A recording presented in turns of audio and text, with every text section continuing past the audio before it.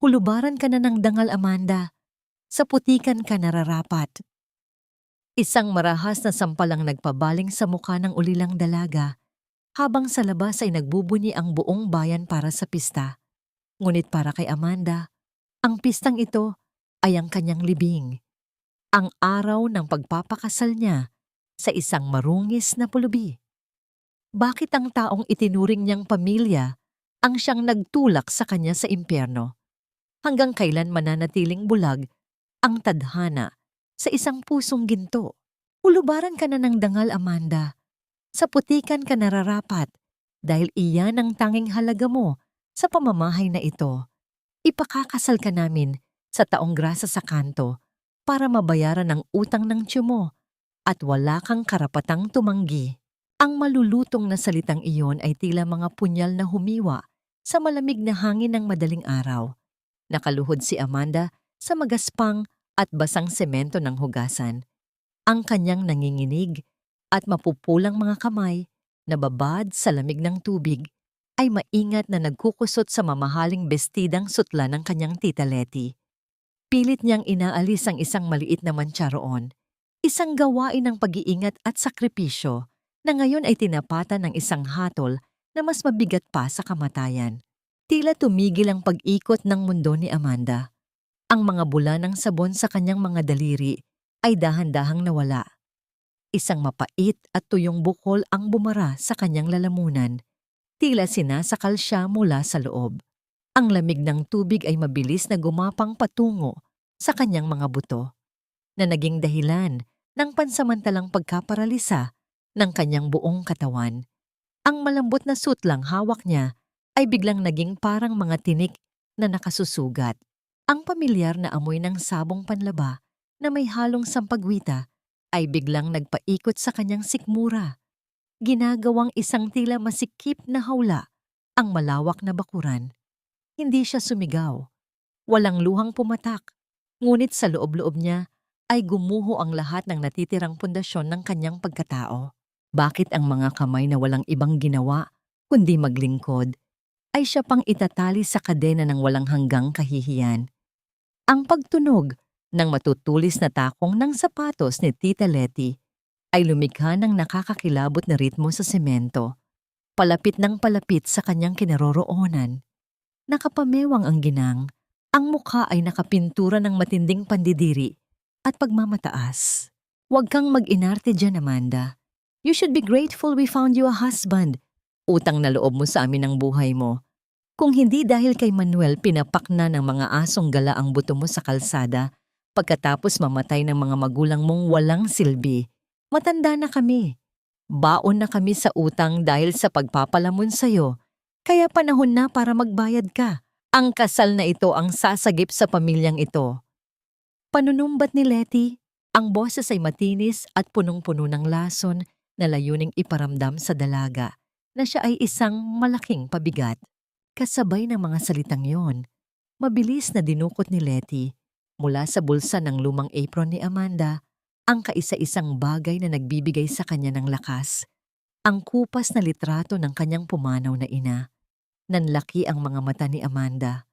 Ang kanyang pamamanhid ay biglang napalitan ng kaba. Tita, parang awa niyo na po. Huwag iyan. Pagsusumamo ng dalaga, ang boses ay nanginginig at halos isang bulong lamang. Ngunit walang puwang ang awa sa puso ng kanyang tiyahin. Sa harap mismo ng nagmamakaawang mga mata ng dalaga, walang awang pinunit ni Letty ang litrato. Pinunit niya ito ng paulit-ulit hanggang sa maging maliliit na piraso bago inihagis sa madilim at maputik na tubig na naipon sa gilid ng kanal. Dahan-dahang gumapang si Amanda, hindi alintana ang pagdikit ng putik sa kanyang tuhod at saya. Nanginginig ang kanyang mga daliri habang sinusubukang pulutin ang mga basang piraso ng papel na naglalaman ng ngiti ng kanyang ina. Dito na bumagsak ang mga luhang kanina pa niya pinipigilan. Ang bawat pirasong napupulot niya ay tila mga bubog na patuloy na sumusugat sa kanyang nagdurugong puso. Ang katahimikan ng pagdadalamhati ni Amanda ay binasag ng mabibigat na yabag at pilit na pagkaladkad. Dumating ang kanyang Tio Manuel mula sa tarangkahan. May hilang isang bulto ng tao. Bago pa man makita ng buo ni Amanda ang lalaki, isang masangsang na amoy ang sumakop sa paligid. Amoy ng naagnas na basura, basang lupa, at matinding pawis. Iniluwa ng liwanag ng umaga ang isang lalaking nakasuot ng punit-punit at marungis na damit. Ang buhok ay mahaba at buhol-buhol at ang mukha ay natatatakpan ng makapal na dumi at tuling. Si Alejandro, ang kinatatakutang taong grasa na palaging nakaupo sa labas ng simbahan ng kanilang bayan.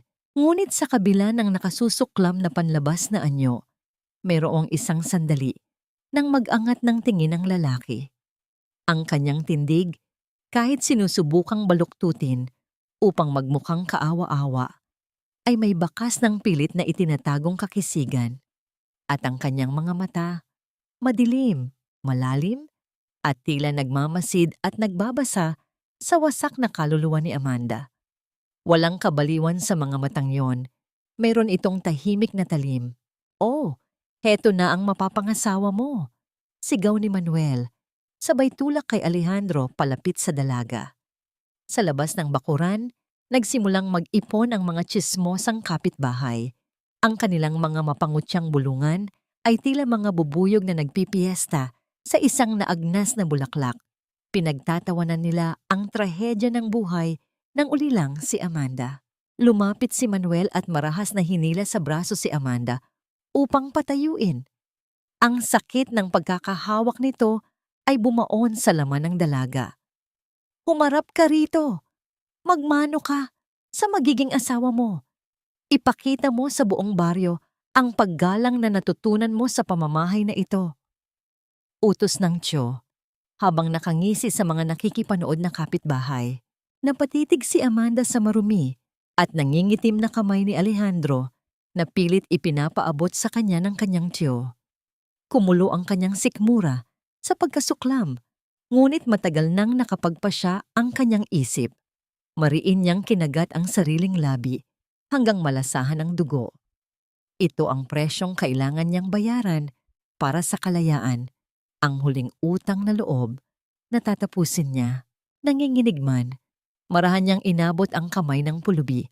Inaasahan niyang makaramdam ng matinding pandidiri, ngunit may kakaibang nangyari. Ang kamay ng lalaki, bagaman magaspang at may mga kalyo, ay mainit at napakatibay. Hindi ito nanginginig tulad ng isang taong gutom at baliw. Sa halip, ito ay may marahan at maingat na pagkakahawak. Tila pinoprotektahan ang nanginginig na mga daliri ni Amanda. Nagkatinginan sila. Sa isang maikling sandali, nakita ni Amanda ang sarili niyang kalungkutan na nasasalamin sa malalalim na mata ng estranghero. Ang sandaling iyon ay mabilis na winasak ng presensya ni Letty. Lumapit ang ginang. Ang mukha ay halos dumikit na sa tainga ng dalaga. Ang kanyang amoy ng mamahaling pabango ay hindi sapat upang itago ang pagkabulok ng kanyang kaluluwa. "Tingnan mo ang sarili mo, Amanda." Malamig at mabagal na bulong ni Letty. Ang mga salita ay tumatagos sa kaibuturan ng kaluluwa ng dalaga. "Mula ngayon, basura ka na rin tulad ng asawa mo."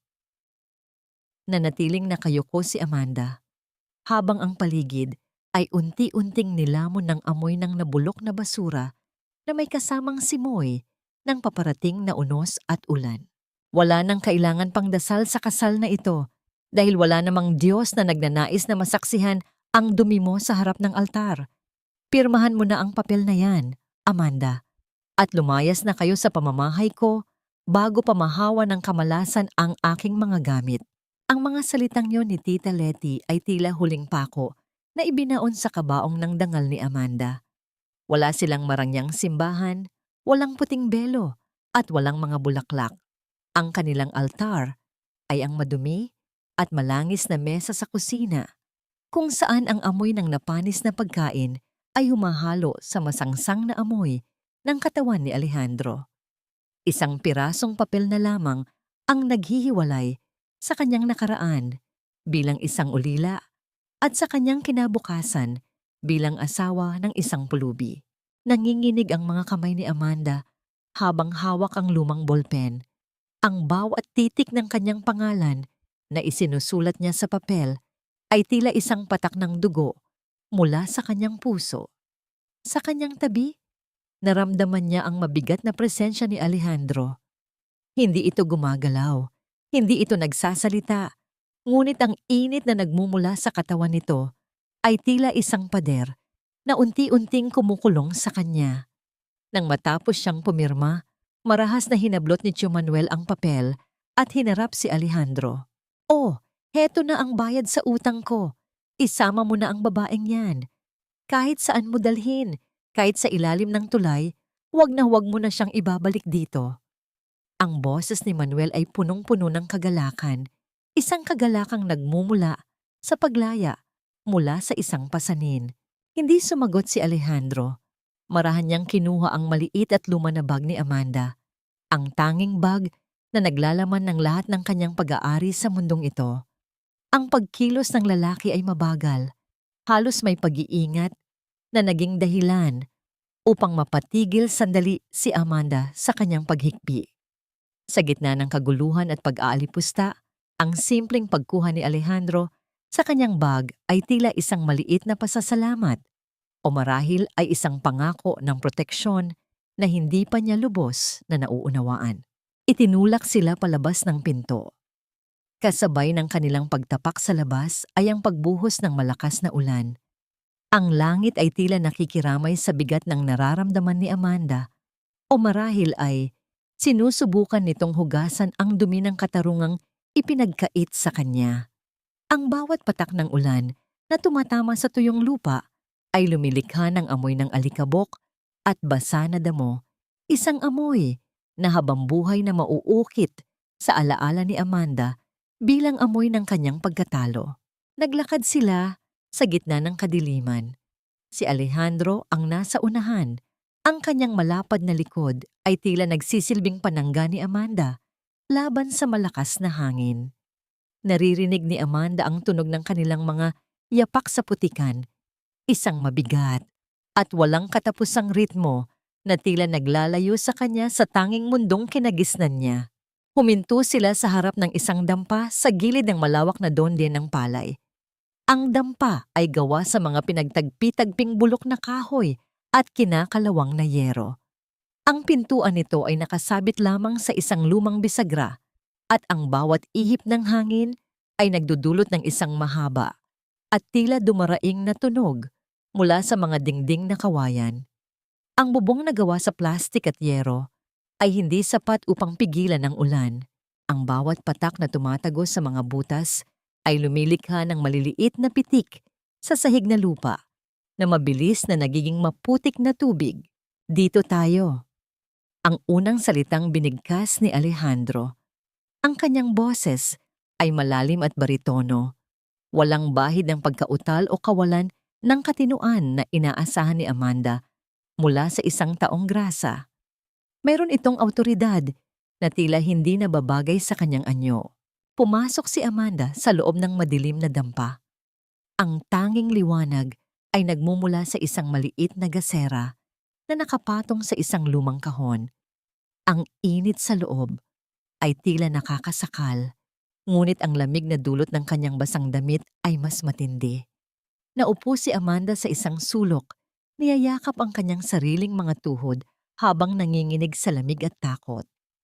Ano na ang mangyayari sa kanya? Magagawa kaya siyang saktan ng lalaking ito? Sa kabila ng dilim, pinanood ni Amanda ang bawat kilos ni Alejandro. Ang lalaki ay kumuha ng isang malinis na piraso ng tela, isang bagay na nakapagtataka dahil sa kanyang marungis na anyo, at iniabot ito kay Amanda. "Patuyuin mo ang sarili mo. Magluluto ako ng makakain." Habang abala si Alejandro sa pag-aayos ng maliit na kalan sa sulok, napansin ni Amanda ang pantalon ng lalaki na nakasabit sa isang pako. Mula sa punit na bulsa nito, may isang bagay na bahagyang lumawit at tinamaan ng liwanag ng gasera. Isang kislap ng ginto at pilak. Dahan-dahang lumapit si Amanda. Ang kanyang puso ay bumibilis ang tibok sa kaba at kuryosidad. Inabot niya ang bagay na yon. Isang mamahaling relos. Ang disenyo nito ay napaka-elegante. May mga maliliit na diamante sa paligid ng mukha nito at ang bawat detalyeng nakaukit ay nagpapakita ng isang yaman na hindi kayang kitain ng 1,000 Manuel sa buong buhay nila. Isang relos na tanging ang mga hari ng industriya lamang ang may kakayahang magsuot. Nabitawan ni Amanda ang relos nang marinig niya ang kalansing ng isang lata sa likuran niya. Mabilis siyang lumingon at nakita niya si Alejandro na nakatitig sa kanya. Ang mga mata ng lalaki ay hindi na malungkot. Ang mga ito ay matalas, mapanuri, at tila may itinatagong malaking lihim na maaring magpabago sa takbo ng mundo. Paano nagkaroon ng ganitong kayamanan ang isang lalaking itinuturing na basura ng lipunan? Sino ba talaga ang lalaking pinakasalan niya sa ilalim ng kadiliman? Bakang. Huwag mong hawakan ang mga bagay na hindi mo pag-aari, Amanda. Baka mapaso ka sa init ng katotohanang hindi mo pa handang malaman. Ang boses ni Alejandro ay parang isang malamig na haplos ng bakal sa leeg ni Amanda. Mabilis na binawi ng lalaki ang relos mula sa nanginginig na kamay ng dalaga. Sa loob ng maliit at madilim na dampa, ang liwanag mula sa gasera ay lumikha ng mahahaba at nakatatakot na anino sa dingding, tila mga higanteng nagmamasid sa kanilang bawat galaw. Ang bango ng mamahaling metal at langis mula sa relos ay saglit na pumatay sa masangsang na amoy ng paligid bago ito muling nilamon ng amoy ng basang lupa at lumang kahoy. Napaurong si Amanda hanggang sa tumama ang kanyang likod sa magaspang na haligi ng dampa. Ang kanyang puso ay parang isang ibon na pilit kumakawala sa kanyang dibdib. Saan mo nakuha yon? Hindi yon pag-aari ng isang katulad mo. Ang boses niya ay halos isang bulong, puno ng pagkalito at umuusbong na takot. Tiningnan siya ni Alejandro ng matagal.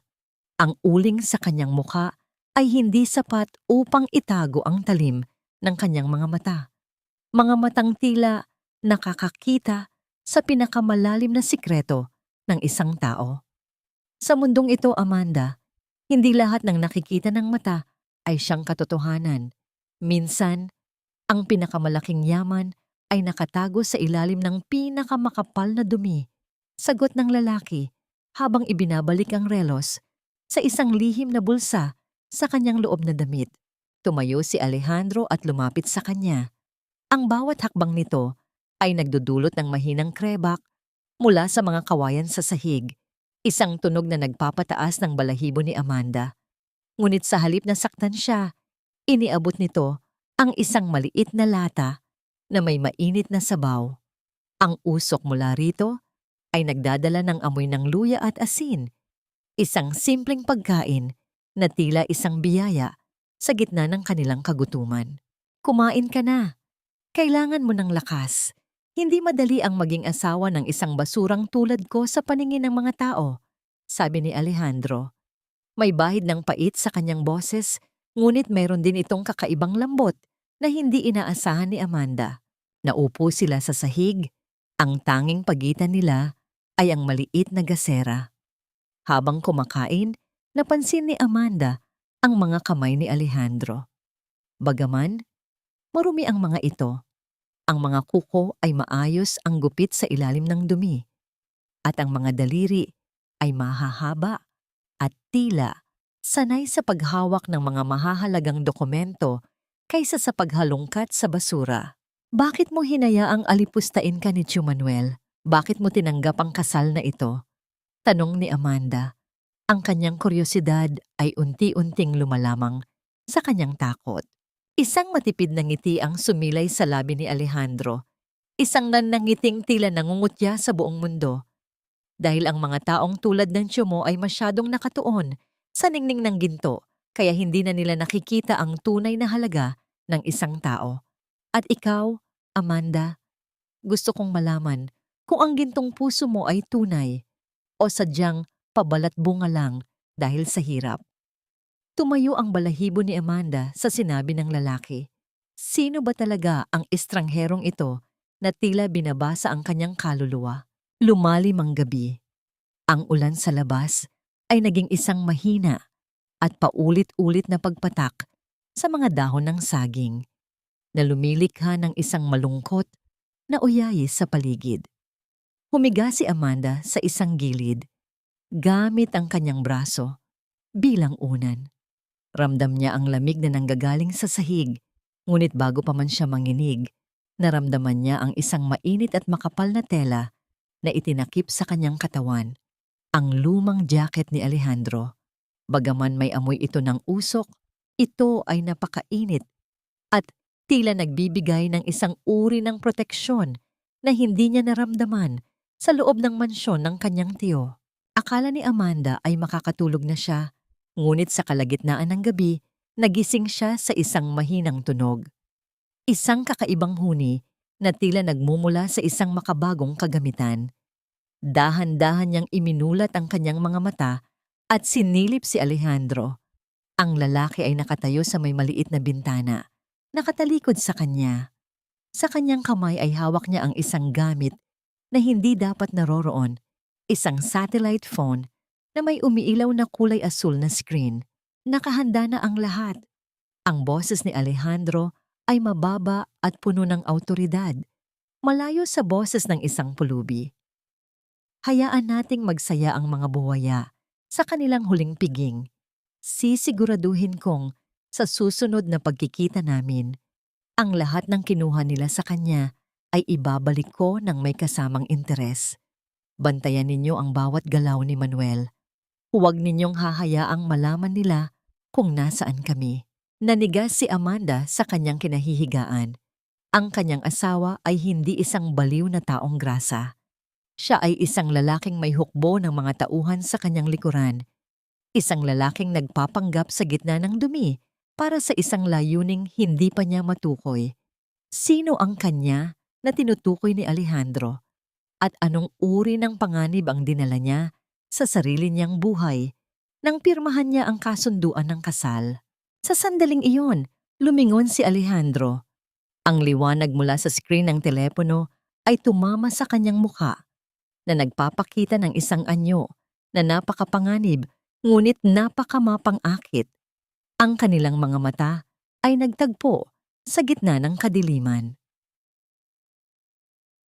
Wala kang nakita at wala kang narinig. Kung gusto mong mabuhay ng tahimik, matuto kang itikom ang iyong bibig. Ang mga salitang iyon ay mabilis na pinakawalan ni Alejandro, hindi bilang isang banta, kundi bilang isang malamig na utos. Ang asul na liwanag mula sa telepono ay agad na nawala at muling nilamon ng kadiliman ang maliit na dampa. Naramdaman ni Amanda ang pabilis na tibok ng kanyang puso. Ipinikit niya ng mariin ang kanyang mga mata. Nagkukunwaring natutulog muli, ngunit ang hangin sa paligid nila ay naging kasing bigat ng isang paparating na bagyo. Sino ba talaga ang lalaking ito at anong uri ng laban ang sinimulan nito? Kinaumagahan, ginising si Amanda ng isang matinis at pamilyar na boses na tila gumagasgas sa kanyang pandinig. Ang boses na nagbigay sa kanya ng hindi mabilang na bangungot. Amanda, lumabas kang basura ka. Huwag mong isiping porket itinapon na kita rito ay tatamad-tamad ka na. Bumalikwas ng bangon si Amanda. Ang takot na matagal na niyang ibinaon ay muling sumibol sa kanyang dibdib.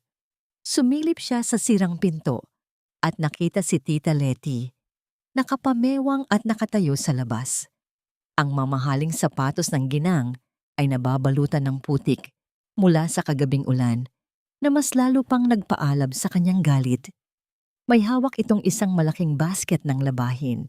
Bago pa man makahakbang palabas si Amanda, naramdaman niya ang isang kamay na pumigil sa kanyang balikat. Si Alejandro. Ang lalaki ay nakatayo sa kanyang likuran. Ang mukha ay muling nababalutan ng uling at dumi. Ngunit ang tindig nito ay tila isang pader na hindi matitibag. Dito ka lang. Mahinang utos ng lalaki bago niya nilagpasan si Amanda at lumabas ng dampa. Pagkakita kay Alejandro, Lalong umasim ang mukha ni Letty. Inilabas niya ang isang panyong may pabango at itinabon sa kanyang ilong, tila nandidiri sa pag-iral ng lalaki. Umalis ka diyan, taong grasa. Hindi kita kinakausap. Asawa mo ang kailangan ko. Amanda. Laban mo ang mga ito.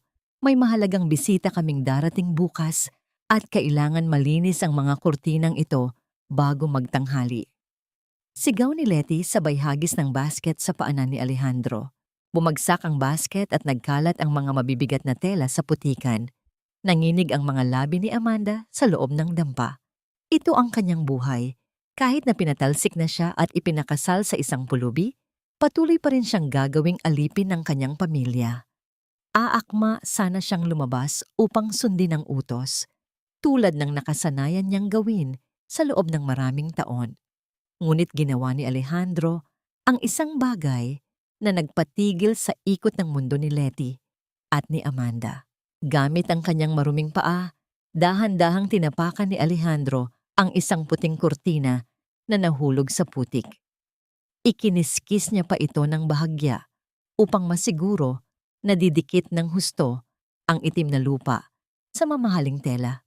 Nanlaki ang mga mata ni Letty, hindi makapaniwala sa nakita. Hayop ka. Alam mo ba kung magkano ang telang iyan? Mas mahal pa yan sa buhay mong hampas lupa ka.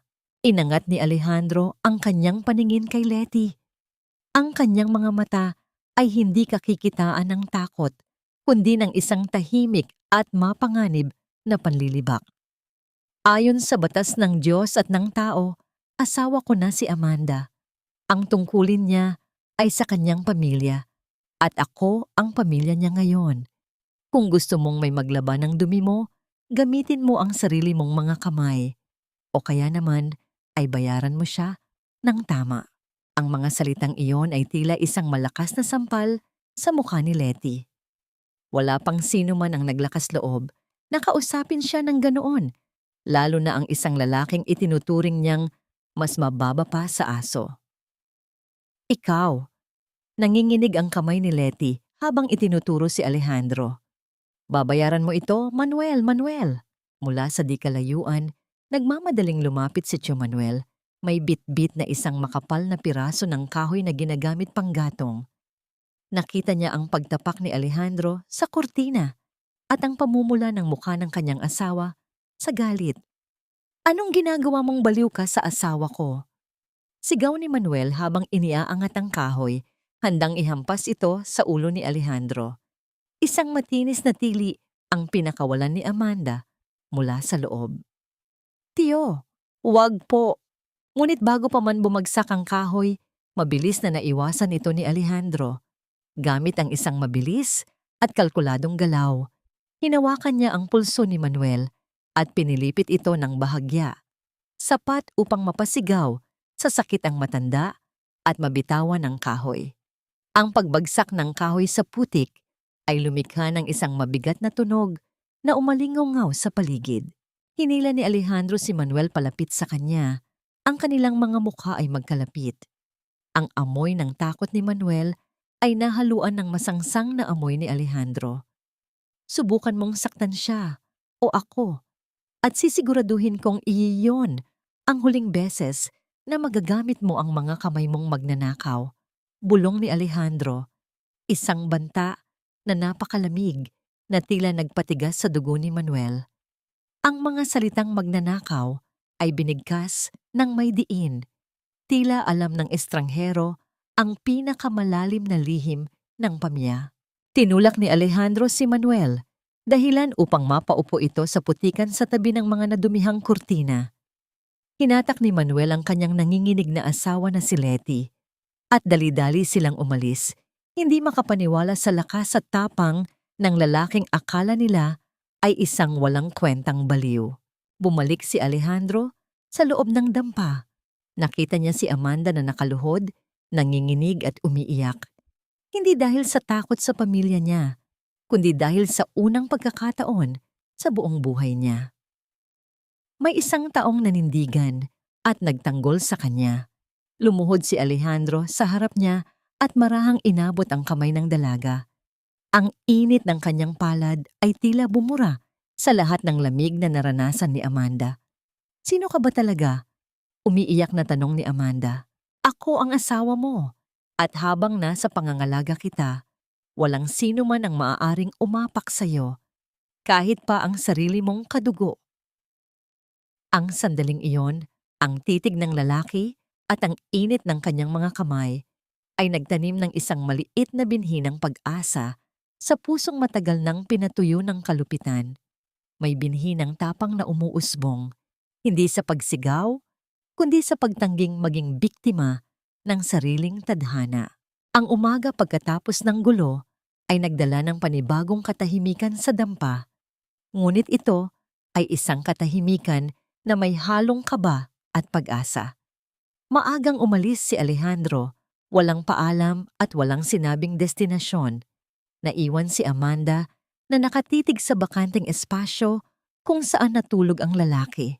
Ang amoy ng usok at kakaibang pabango ng kalikasan mula sa jacket nito ay naiwan. Tila nagpapaalala sa kanya na ang proteksyon na ramdaman niya kahapon ay hindi isang panaginip. Ngunit alam ni Amanda na hindi siya maaring umasa habang buhay sa isang lalaking hindi niya lubos na kilala. Kailangan niyang kumilos. Kailangan niyang patunayan sa kanyang sarili at kina Tita Letty na hindi siya mamamatay sa gutom nang wala sila. Lumabas si Amanda dala ang isang lumang balde at nagtungo sa palengke ng bayan. Ang palengke ay isang magulong dagat ng mga kulay, amoy at ingay. Ang halimuyak ng sariwang isda, ang amoy ng matamis na mangga, at ang ingay ng mga nagtatawadang mamimili at nagtitinda ay pumuno sa hangin. Naisip niyang mag-alok ng serbisyo, magbuhat ng mga pinamili, maglinis ng pwesto, kahit anong marangal na trabaho para lamang makakita ng barya na ipambibili ng bigas. Ngunit ang balita tungkol sa pagpapakasal niya sa taong grasa ay nauna na sa kanya. Ang tsismis ay tila isang mabilis na apoy na tumupok sa buong bayan. Oy! Heto na pala ang asawa ng baliw na pulubi! Sigaw ni Aling Nena, ang tindera ng isda na kilalang kaibigan ni Letty. Sinadya nitong itapon ang madugong tubig mula sa palanggana patungo sa daanan kung saan naglalakad si Amanda. Bahagyang natalsikan ang laylayan ng lumang saya ni Amanda na nag-iwan ng malansang amoy at pulang mantsa. Tumigil siya at yumuko. Pilit na itinatago ang pamumulat ng kanyang muka dahil sa kahihiyan. Ano, Amanda? Naghahanap ka ba ng itatapon naming tira-tira? Sabagay, sanay na kayo ng asawa mo sa basura. Dagdag pa ng isang tindero ng gulay na sinabayan ng tawanan ng mga nakapaligid. Ang kanilang mga tawa ay tila mga tinik na paulit-ulit na itinusok sa dibdib ni Amanda. Huminga siya ng malalim. Dati, tatakbo siya pabalik at iiyak ng palihim. Ngunit ngayon, ang mga salita ni Alejandro kagabi ay umaalingaw-ngaw sa kanyang isip. Ang bawat hakbang pabalik ay isang pag-amin ng pagkatalo. Humarap si Amanda kina Aling Nena. Tiningnan niya ito ng diretso sa mata. Ang kanyang boses ay mahina, ngunit hindi nanginginig. Hindi po ako namamalimos. Naghahanap po ako ng marangal na trabaho. Kung wala kayong maibibigay, mas mabuti pang itago nyo na lang ang mga maluluhok ninyong salita kasama ng mga bulok ninyong isda na nahimik ang paligid.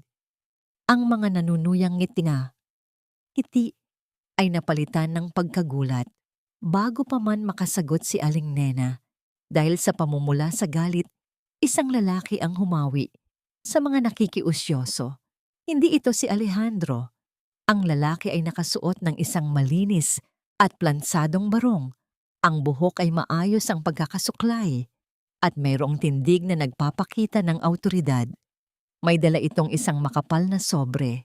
Naghahanap ka ba ng magbubuhat, Aling Nena? Tanong ng lalaki.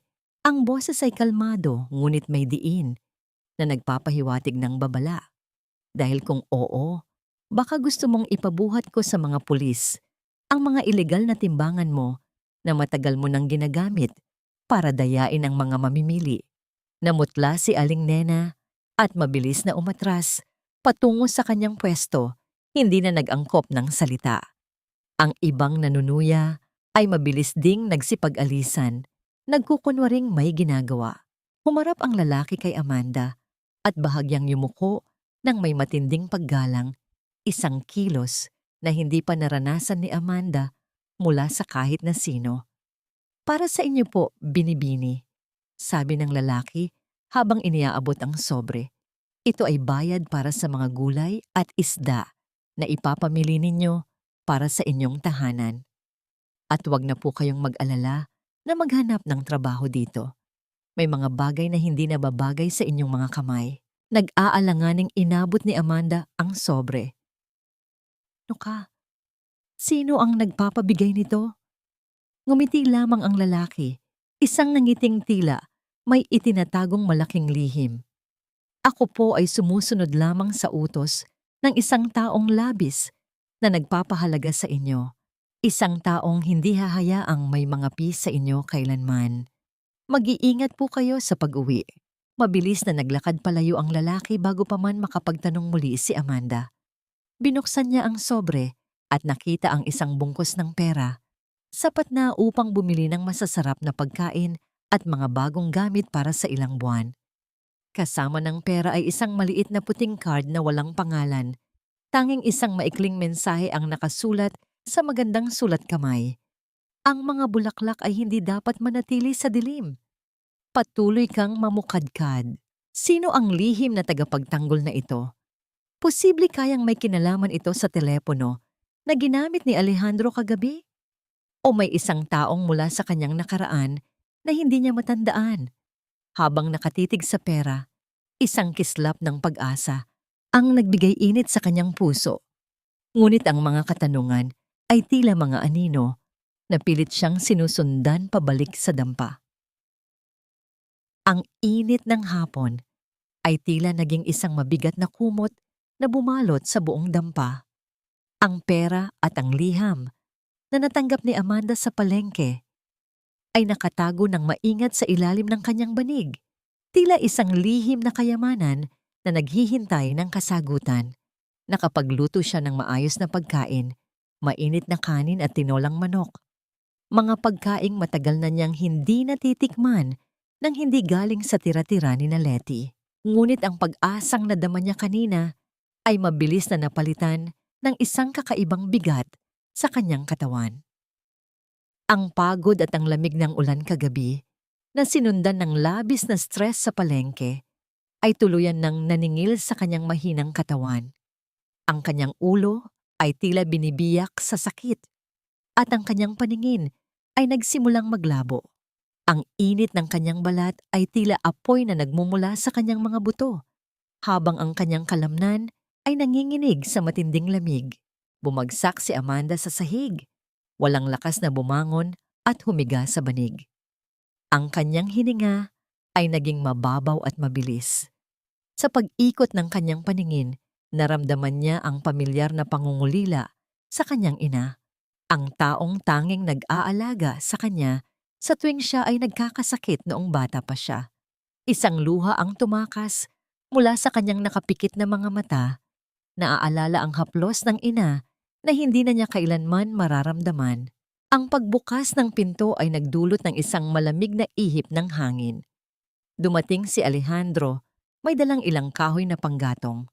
Nang makita niya ang nakahigang bulto ni Amanda sa sahig na nanginginig at namumutla, mabilis niyang nabitawan ang mga kahoy. Ang ingay ng pagbagsak ng mga kahoy ay tuluyang hindi napansin ni Alejandro. Ang kanyang buong atensyon ay nasa babaeng nasa kanyang harapan.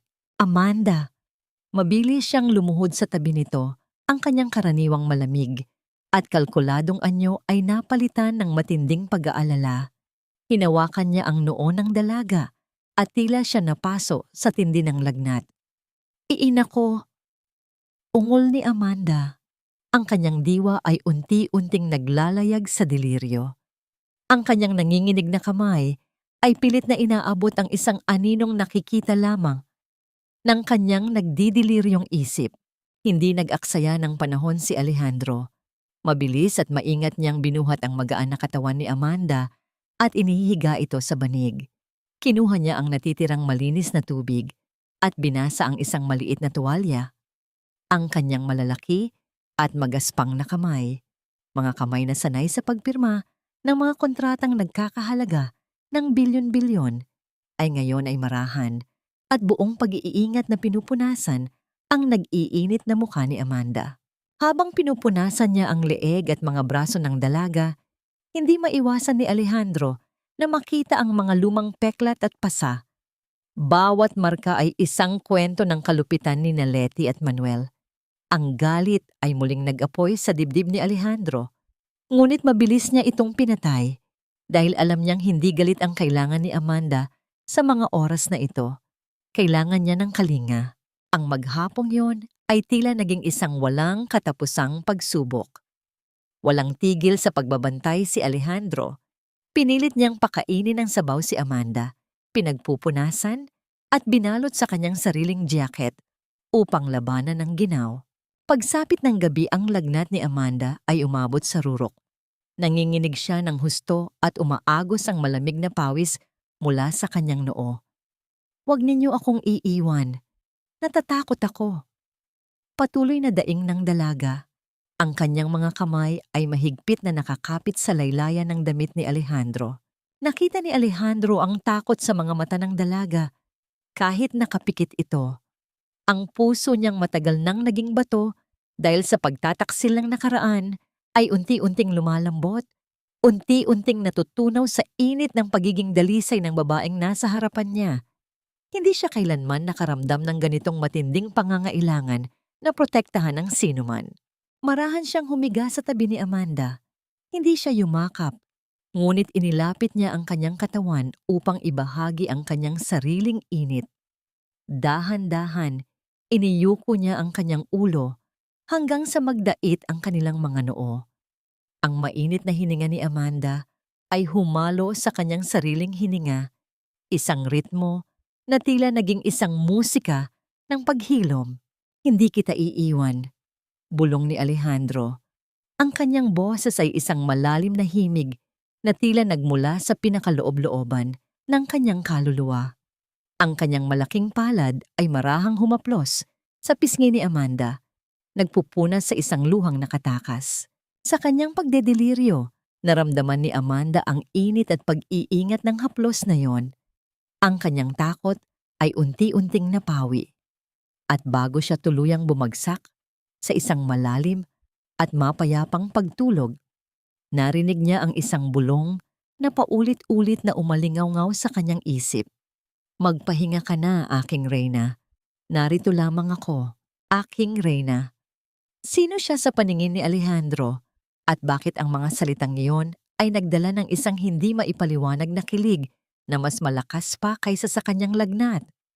Kinabukasan, ang sinag ng araw ay dahan-dahang gumising kay Amanda. Nawala na ang init ng kanyang katawan, ngunit ang mas nakapukaw sa kanyang pansin ay ang presensya sa labas ng dampa. Narinig niya ang boses ng isang lalaki. Isang boses mula sa kanyang nakaraan na matagal na niyang kinalimutan. "Amanda, nandyan ka ba? Ako ito, si Carlos." Nanigas si Amanda sa kanyang kinahihigaan. Ang lalaking nagtangkang bilhin ang kanyang dangal noon ay muling nagbabalik. "Amanda, alam kong naririyan ka. Nabalitaan ko ang nangyari. Nakakaawa ka naman. Bakit mo hinayaang itapon ka ni Manuel sa ganitong uri ng pamumuhay?" Ang boses ni Carlos ay tila makapal na pulot na ibinuhos sa isang sugat. Matamis pakinggan, ngunit nakakairita at nakapapaso. Bumangon si Amanda mula sa banig. Ang kanyang katawan ay nanlalata pa rin, ngunit ang kanyang isip ay agad na naging alerto. Carlos, ang mayamang anak ng mayor, ang lalaking nag-alok kay Letty ng malaking halaga noon, kapalit ng pagiging kasintahan-tahan niya sa isang gabi. Isang alok na tinanggihan ni Amanda na naging dahilan ng mas matinding parusa mula sa kanyang mga kamag-anak. Dahan-dahan niyang itinulak ang sirang pinto at lumabas. Ang sikat ng araw ay sumilaw sa kanya sandali. Nakatayo si Carlos sa tapat ng dampa, Nakasuot ng malinis na polo shirt at may hawak na isang malaking basket ng prutas at mga dilata. Ang kanyang mapanuyang ngiti ay hindi nagbago. Naroon pa rin ang pagtingin niya kay Amanda bilang isang bagay na maaari niyang bilhin. "Anong ginagawa mo rito, Carlos?" Malamig na tanong ni Amanda, mahigpit na nakakapit sa hamba ng pinto. Lumapit ang lalaki. Ang kanyang mata ay pabalik-balik sa kabuuan ni Amanda. Mula sa kanyang magulong buhok hanggang sa kanyang maputlang mukha. "Naparito ako upang iligtas ka. Nakita ko ang pulubing pinakasalan mo. Isang malaking biro. Isang magandang babaeng tulad mo. Nabubulok kasama ng isang aso. Sumama ka na sa akin, Amanda. Ibibigay ko sa iyo ang lahat ng karangyaan na ipinagkait nila. Isang kondong pwedeng tirahan, magagandang damit. Hindi mo na kailangang magpakabaliw dito." Inilapit ni Carlos ang kanyang mukha at ang amoy ng kanyang mamahaling alak ay sumalpok sa pang-amoy ni Amanda. Iniabot ng lalaki ang kanyang kamay upang hawakan ang pisngi ng dalaga. "Kailangan mo lang maging mabait sa akin." Bago pa man lumapat ang mga daliri ni Carlos sa balat ni Amanda, isang malakas na puwersa ang marahas na humawi sa braso ng lalaki, si Alejandro. Hindi alam ni Amanda kung saan siya nanggaling, ngunit ngayon ay nakatayo siya sa pagitan ni Amanda at ni Carlos. Ang anyo ni Alejandro ay marungis pa rin, ngunit ang kanyang aura ay nagbago. Hindi na siya ang tahimik na taong grasa. Siya ay tila isang tigre na handang lapain ang sinumang mangangahas na lumapit sa kanyang teritoryo. "Hindi na bibili ang asawa ko." Mababa, malamig, at mapanganib na pahayag ni Alejandro. Ang kanyang mga mata ay madilim at tila bumabasa sa pinakailalim na takot ni Carlos. Napatras si Carlos, ang kanyang mapanuyang ngiti ay napalitan ng pagkagulat na may halong pandidiri. "Huwag mo akong hawakan, hampas lupa. Baka mahawa ako sa sakit mo. At anong karapatan mong magsalita? Hindi ka tunay na asawa. Isa ka lang pansamantalang panakipbutas ng pamilya niya." Kinuha ni Carlos ang basket na dala niya at marahas itong inilapag sa putikan. "Narito ang pagkain. Awa ko na yan sa inyo dahil mukhang mamatay na kayo sa gutom. Amanda, pag-isipan mo ang alok ko.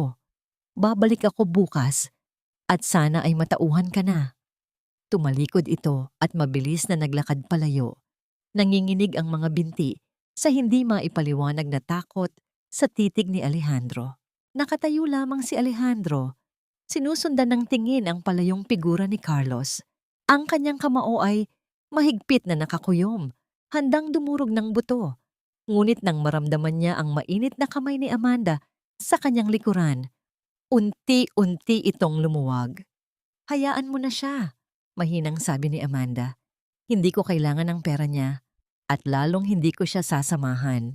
Humarap si Alejandro at ang madilim na ekspresyon sa kanyang mukha ay agad na napawi nang makita ang katapatan sa mga mata ng dalaga.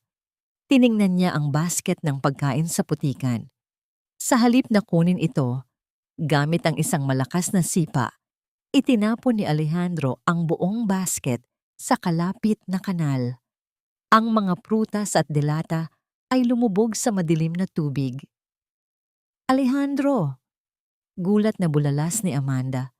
"Kailangan natin ng pagkain.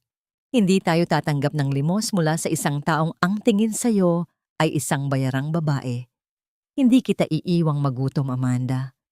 Ngunit hindi ko rin hahayaang busugin ka ng pagkain na may kapalit na kawalan ng respeto sa iyong pagkatao." Seryosong sagot ng lalaki. Ang mga salitang yon ay tumimo sa puso ni Amanda.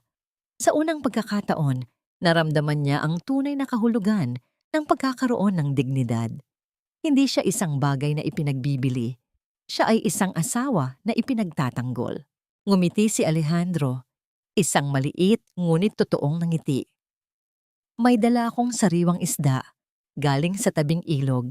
Iyon ang lulutuin natin."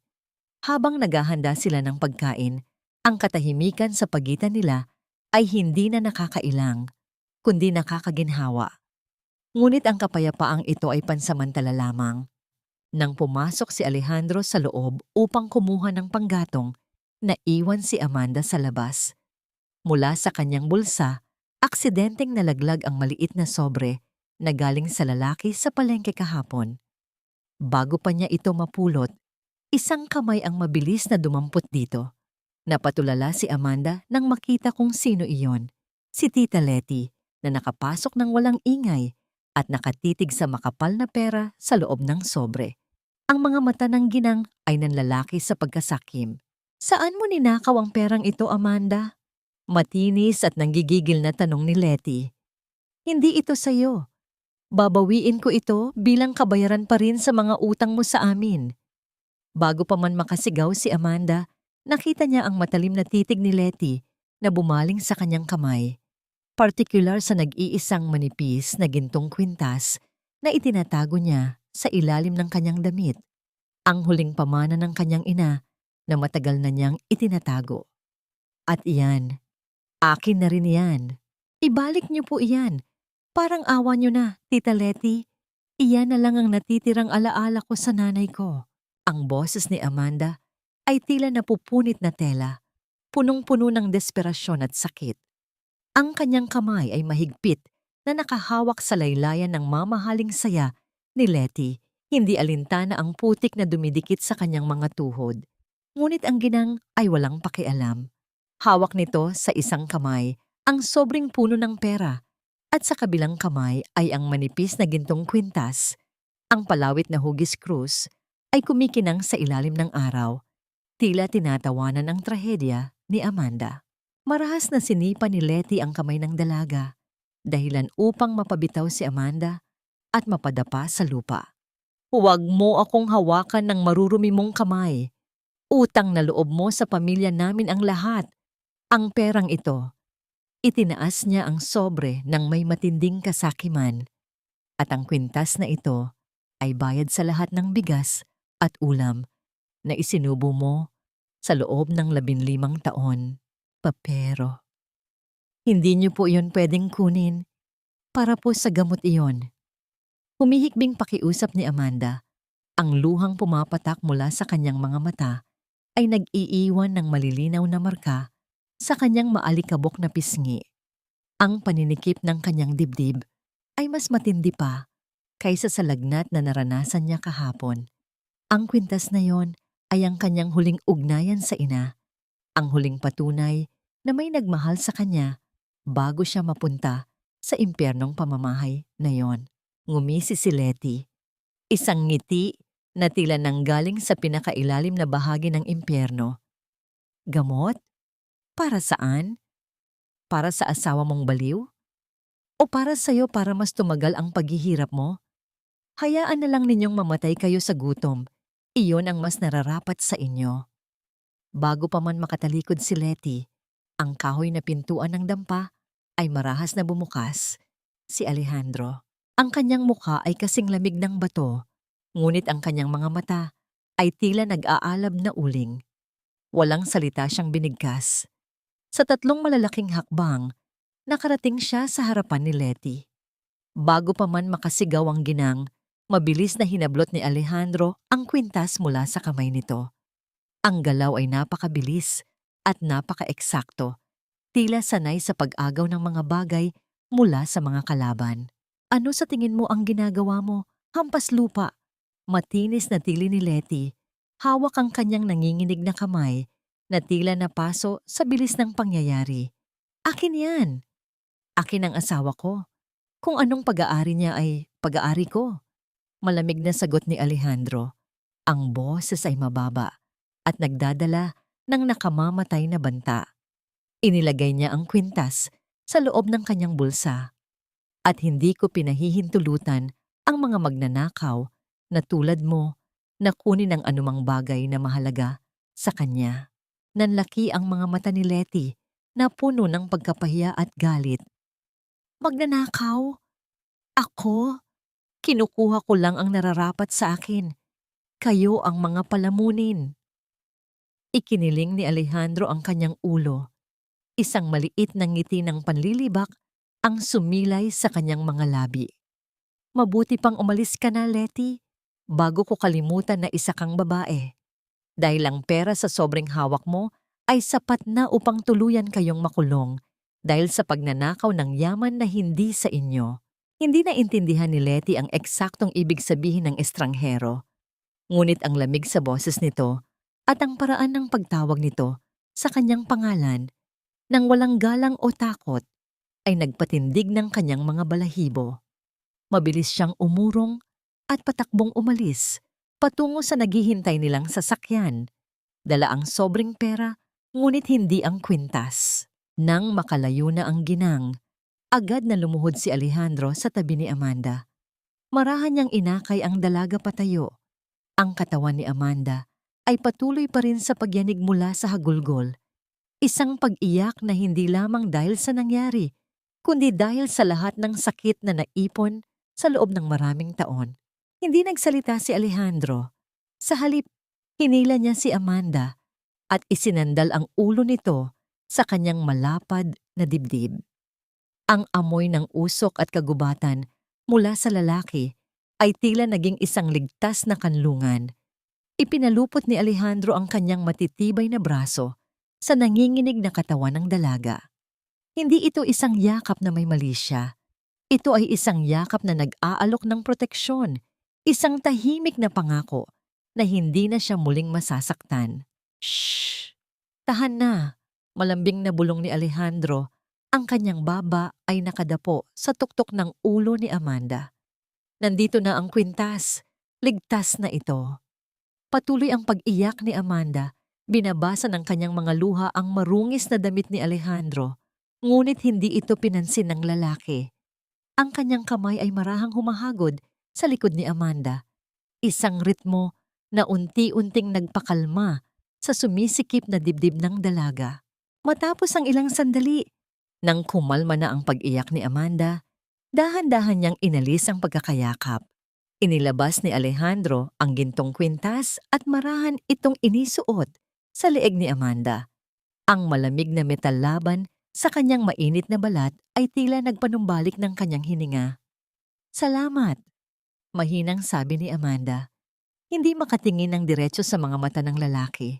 Hinawakan ni Alejandro ang baba ni Amanda at dahan-dahang iniangat upang magtagpo ang kanilang paningin. Ang titig ng lalaki ay puno ng isang pangako na tila sumisira sa batas ng kalikasan. Amanda, tandaan mo ito. Babalik ang lahat ng kinuha nila sa iyo. Lahat ng luhang pumatak mula sa iyong mga mata ay babayaran nila ng sarili nilang dugo. Pangako. Ang bigat ng mga salitang iyon ay tila isang sumpa laban sa kanyang mga kaaway at isang sumpa ng katapatan para sa kanya. Ngunit bago pa man makasagot si Amanda, isang malakas na ingay ng makina ang narinig mula sa labas. Mula sa maliit na bintana, nakita ni Amanda ang pamilyar na itim na sasakyan ni Letty, ngunit hindi ito nag-iisa. Sa likuran nito, isang mahabang convoy ng mga itim na SUV, mga sasakyang hindi nababagay sa mahirap nilang baryo, ang mabilis na pumasok at huminto ng eksakto sa harapan ng malaking mansyon ni Letty, na tanaw mula sa dampa. Ang pinakamahalagang tao sa buong probinsya ay dumating, at ang buhay nilang lahat ay malapit nang magbago.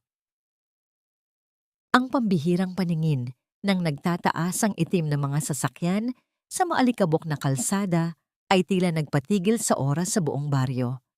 Ang mga kapitbahay na kanina, abala sa panunuya, ay ngayon ay nakadungaw sa kani-kanilang mga bintana.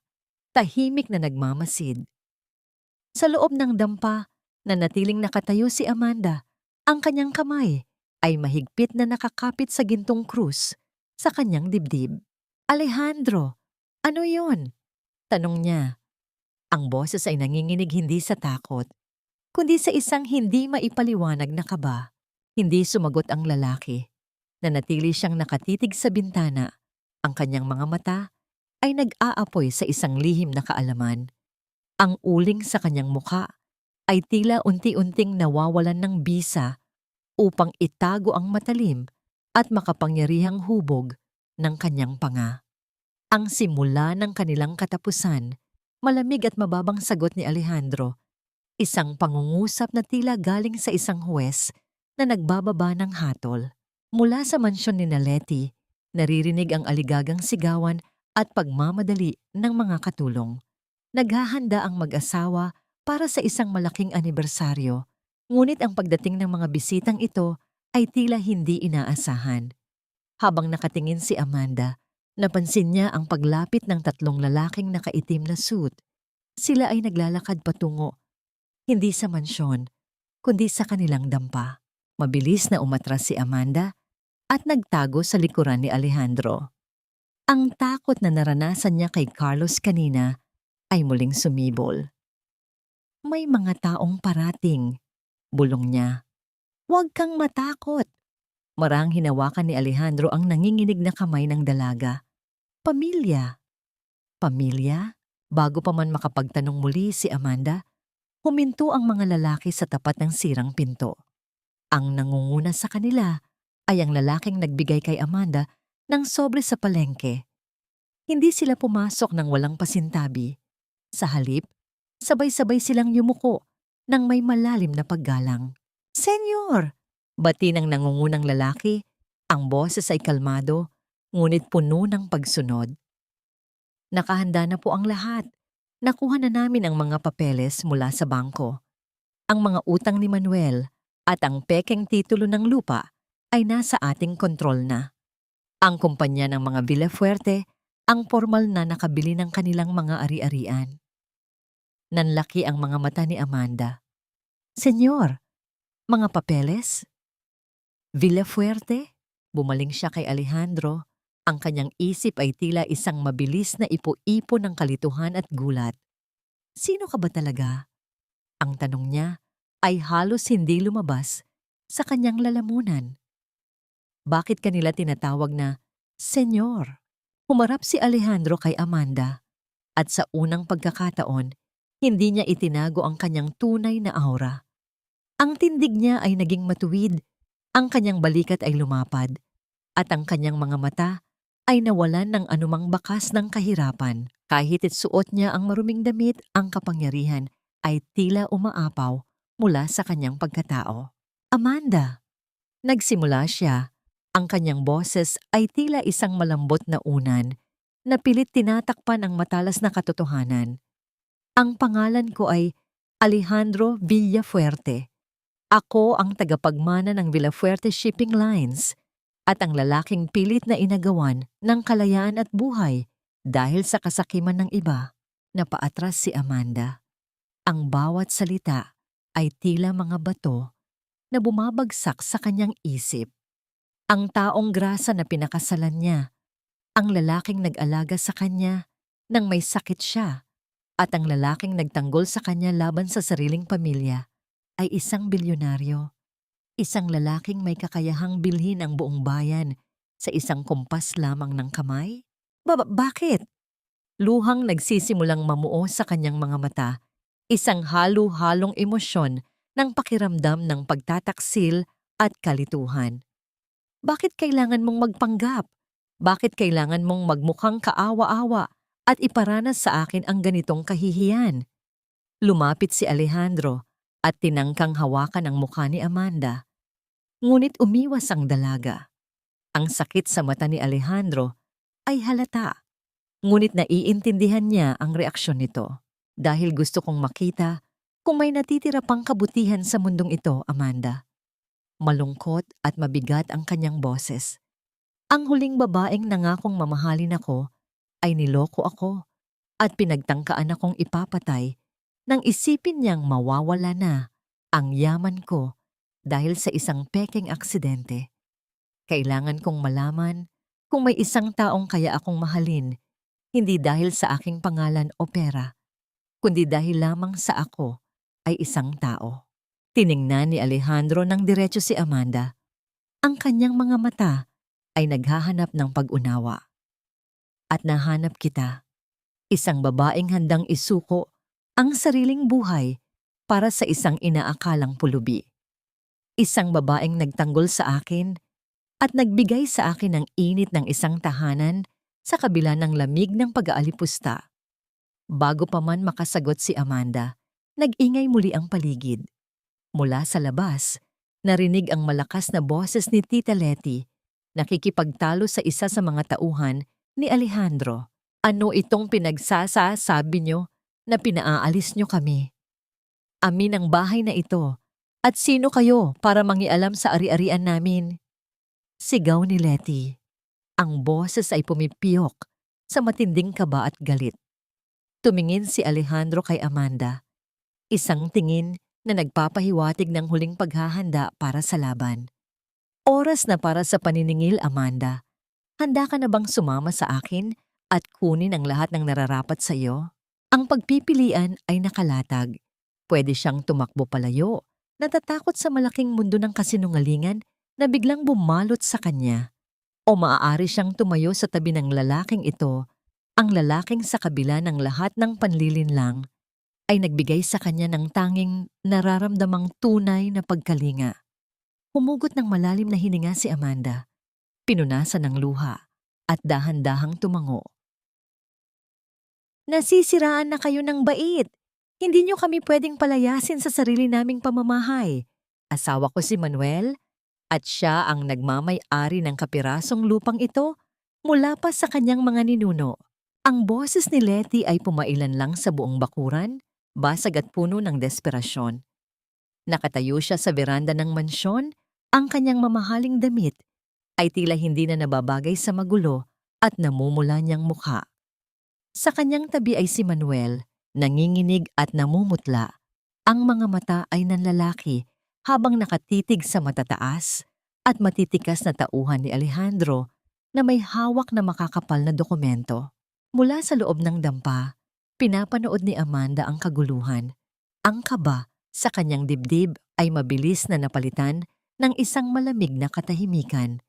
Sa unang pagkakataon, hindi siya nakaramdam ng awa sa mga taong umabuso sa kanya. Ang nararamdaman niya ay isang malalim at nakababahalang katarungan. Hinawakan ni Alejandro ang kamay ni Amanda. Ang pagkakapit ng lalaki ay mahigpit, ngunit nagbibigay ng kakaibang tapang. Tayo na. Yaya niya. Lumabas sila mula sa dampa. Hindi na si Alejandro ang nakayukong taong grasa. Siya ngayon ay naglalakad na may tindig ng isang hari na nagbabalik upang bawiin ang kanyang kaharian. Ang mga kapitbahay na kanina'y nanunuya ay ngayon ay nananahimik at unti-unting umatras. Nagtataka kung bakit ang pulubi ay naglalakad, na tila isang nagmamay-ari ng lahat. Nang makalapit sila sa mansyon, mabilis na lumapit si Letty. Ang kanyang mga mata ay nanlilisik ngunit may bakas ng takot. Amanda, sabihin mo sa mga taong ito na umalis. Wala kang silbing pamangkin. Dinadala mo pa rito ang mga sindikatong kasabwat ng asawa mong hampas lupa para nakawin ang aming ari-arian. Hindi sumagot si Amanda. Sa halip, si Alejandro ang nagsalita. Ang boses niya ay malalim, malamig, at tila dumadagundong mula sa ilalim ng lupa. Wala kang pag-aari dito, Letty. Gulat na napatingin si Letty kay Alejandro. Ang matalas na pananalita nito at ang paraan ng pagtawag nito sa kanyang pangalan nang walang titulo o paggalang ay nagpatindig ng kanyang mga balahibo. Sino ka para pagsalitaan ako ng ganyan? Hampas lupa. Bago pa man makasigaw muli si Letty, inabot ng isang tauhan ang isang folder kay Alejandro. Maraan itong binuksan ni Alejandro at inilabas ang isang pamilyar na papel. Ito ang titulo ng lupa na sinasabi mo, ani Alejandro. Ang mga mata ay nakatitig ng diretso sa takot na mukha ni Manuel. Isang titulong nakuha ni Manuel nang patayin niya sa isip ang kanyang sariling kapatid, ang ama ni Amanda, upang kunin ang lahat ng mana nito. At ito naman, inilabas niya ang isa pang dokumento, ang mga listahan ng utang ninyo sa bangko na nagkakahalaga ng 20 milyon, mga utang na ipinangsugal at ipinambili mo ng mga luho mo, Letty. Nanginig ang mga tuhod ni Manuel, halos hindi na ito makatayo ng tuwid. Pep! Papaano mo nalaman yan? Sa sino ka? Itinapon ni Alejandro ang mga papel sa paanan ng mag-asawa. Ako si Alejandro Villafuerte, ang taong bumili ng lahat ng utang ninyo, ang bago ninyong Panginoon, at ang asawa ng babaeng inalila ninyo. Ang pangalang Villafuerte ay tila isang malakas na kidlat na tumama sa kalagitnaan ng hapon. Ang kumpanya ng mga Villafuerte ang pinakamalaking nagmamay-ari ng mga barko at lupa sa buong probinsya. Ang mga tsismosa sa paligid ay nagtakpan ng bibig, hindi makapaniwala na ang taong ininsulto at pinaratangan nilang baliw ay ang nag-iisang bilyonaryo na kinatatakutan ng marami. Napaatras si Letty. Ang mukha ay biglang nawalan ng kulay, tila nakakita ng multo. Hindi totoo yan. Isa ka lang baliw. Amanda, sabihin mo sa asawa mo na nagbibiro lang siya. Pamilya tayo. Pakiusap niya. Ang boses ay nagiging desperado habang unti-unting nakikita ang pagbagsak ng kanyang mundo. Tiningnan ni Amanda ang kanyang tiyahin. Ang babaeng nagpunit sa larawan ng kanyang ina, ang nagtapon sa kanya sa putikan, at ang nag-alok sa kanya sa isang mayamang matanda. Sa kaibuturan ng kanyang puso, naramdaman niya ang halaga ng pagpapatawad na itinuro ng kanyang ina. Ngunit alam din niya na ang ilang kasalanan ay may kakambal na katarungan na dapat pagbayaran. Sana ay naisip ninyo na pamilya tayo noong ipinakasal ninyo ako para maging bayad utang. Tita, malamig ngunit matatag na sagot ni Amanda. Walang galit sa kanyang boses, kundi isang pagtanggap na natapos na ang kanyang pagiging biktima. Humarap si Alejandro sa kanyang mga tauhan. Kunin ninyo ang lahat ng ari-arian. Walang maiiwan, kundi ang mga damit na suot nila. Kung hindi sila aalis, tumawag kayo ng pulis upang kasuhan sila ng pagnanakaw ng titulo ng lupa. Napaluhod si Manuel sa putikan, umiiyak at nagmamakaawa. Alejandro, parang awa niyo na po. Wala na kaming pupuntahan. Amanda, maawa ka sa tiyo mo. Hindi na lumingon sina Alejandro at Amanda. Naglakad sila patungo sa isa sa mga marangyang itim na sasakyan. Bago sila tuluyang makapasok, isang pamilyar at mamahaling kahon ang inilabas ng isang tauhan at iniabot kay Alejandro. Binuksan ito ni Alejandro at ang isang napakagandang bestidang sutla na kulay ginto ang tumambad kay Amanda na nagkakahalaga ng higit pa sa lahat ng ari-arian na naipon ni Letty. Isuot mo ito, aking reyna. Malambot na bulong ni Alejandro. Tapos na ang pagtatago natin sa dilim. Panahon na para ipakilala kita sa mundo bilang nag-iisang ginang Villafuerte. At habang dahan-dahang umaandar ang sasakyan, naiwan ang mansyon na naglalaman ng mga umalingaw-ngaw na hagulgol ni Letty at Manuel, isang musika ng katarungan para sa mga pusong matagal na nagdusa. Ang pag-andar ng marangyang sasakyan ay tila paglipad sa ibabaw ng mga ulap, isang napakalaking kaibahan sa magaspang at maputik na daanang nakasanayan ni Amanda. Nakaupo siya sa malambot na upuang balat, mahigpit na yakap ang kahon na naglalaman ng gintong bestida. Sa labas ng makapal na salamin, mabilis na lumipas ang mga pamilyar na tanawin ng kanilang mahirap na baryo, unti-unting napapalitan ng matataas na gusali at malalawak na kalsada ng syudad. Tumingin siya sa kanyang tabi. Nakasandal si Alejandro, ang mga mata ay nakapikit. Tila pinapakalma ang sariling isip matapos ang naganap na pagtutuos. Bagaman, suot pa rin nito ang marungis na damit. Ang kapangyarihang bumabalot sa kanyang pagkatao ay hindi na maikukubli. Makalipas ang ilang oras, bumagal ang sasakyan at pumasok sa isang malawak na tarangkahan na yari sa bakal at ginto. Bumungad kay Amanda ang isang palasyong yari sa puting marmol at salamin. Napapalibutan ng mga namumulaklak na hardin at matataas na puno ng pino. Ito ang tunay na mundo ni Alejandro Villafuerte. Pagbaba nila, nakapila ang mahigit 20 kasambahay at tauhan na nakasuot ng malinis at magkakatulad na uniporme. Sabay-sabay silang yumuko ng malalim, bilang pagbibigay pugay sa pagbabalik ng kanilang Panginoon at sa babaeng kasama nito. Walang mapanuyang tingin, walang panlalait, tanging matinding paggalang ang mababasa sa kanilang mga mata. Ihanda ninyo ang pinakamagandang silid para sa aking asawa, utos ni Alejandro sa isang matandang mayordoma. Tumingin siya kay Amanda, ang kanyang mga mata ay lumambot. Magpahinga ka at maglinis. Magkikita tayo mamayang gabi para sa hapunan. Dinala si Amanda sa isang silid na mas malaki pa sa buong mansyon ni na Tita Letty. Ang marahang pag-alon ng maligamgam na tubig sa malaking banyera ay tila nag-aanyaya upang hugasan hindi lamang ang putik sa kanyang katawan, kundi pati na rin ang mga pait ng kanyang nakaraan. Nang matapos siyang maligo, tinulungan siya ng dalawang tahimik na kasambahay na ayusin ang kanyang buhok at isuot ang gintong bestida. Nang humarap si Amanda sa malaking salamin, halos hindi niya makilala ang sarili. Ang mahabang sutlang damit ay bumalot sa kanyang katawan nang may perpektong sukat, itinatago ang mga pasa at sugat, at itinatampok ang isang maamo at mahinhing ganda na matagal nang ibinaon ng kalupitan. Sa kanyang leeg ay nanatiling nakasabit ang maliit na gintong krus ng kanyang ina, isang paalala kung saan siya nagmula.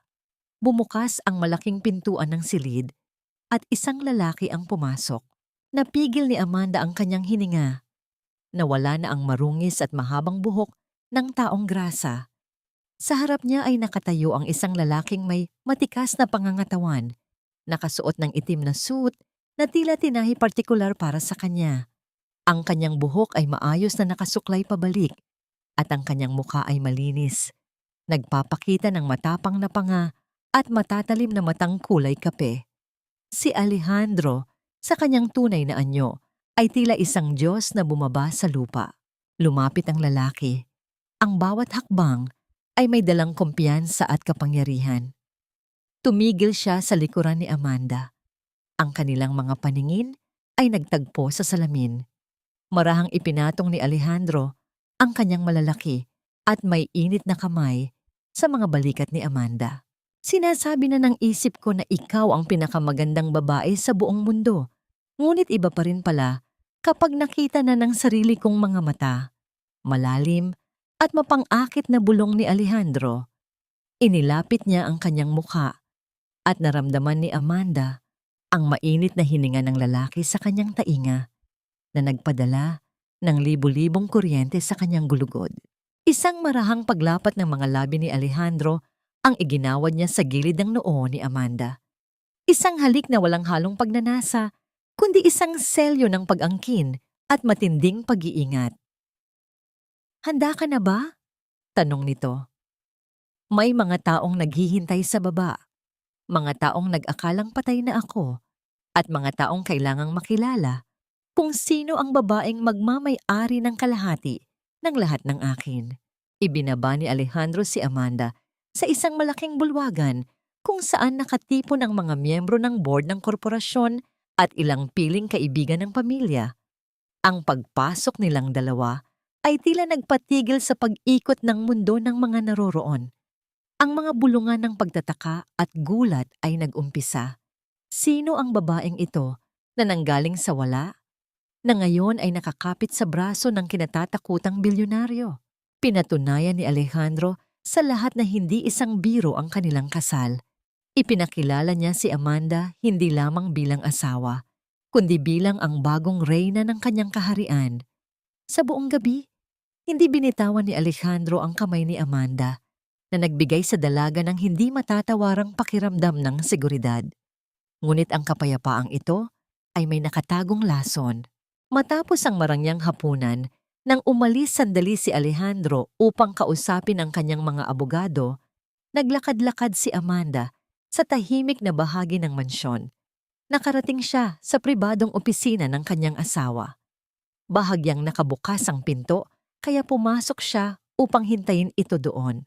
Sa ibabaw ng malaking mesa na yari sa mahogany, may isang makapal na itim na folder na naiwang bukas. Lumapit si Amanda upang ayusin sana ito. Ngunit ang mga letrang nakaimprenta sa unang pahina ay tila mga kuko na bumaon sa kanyang mga mata. Nakasulat ang kanyang buong pangalan, Amanda Perez.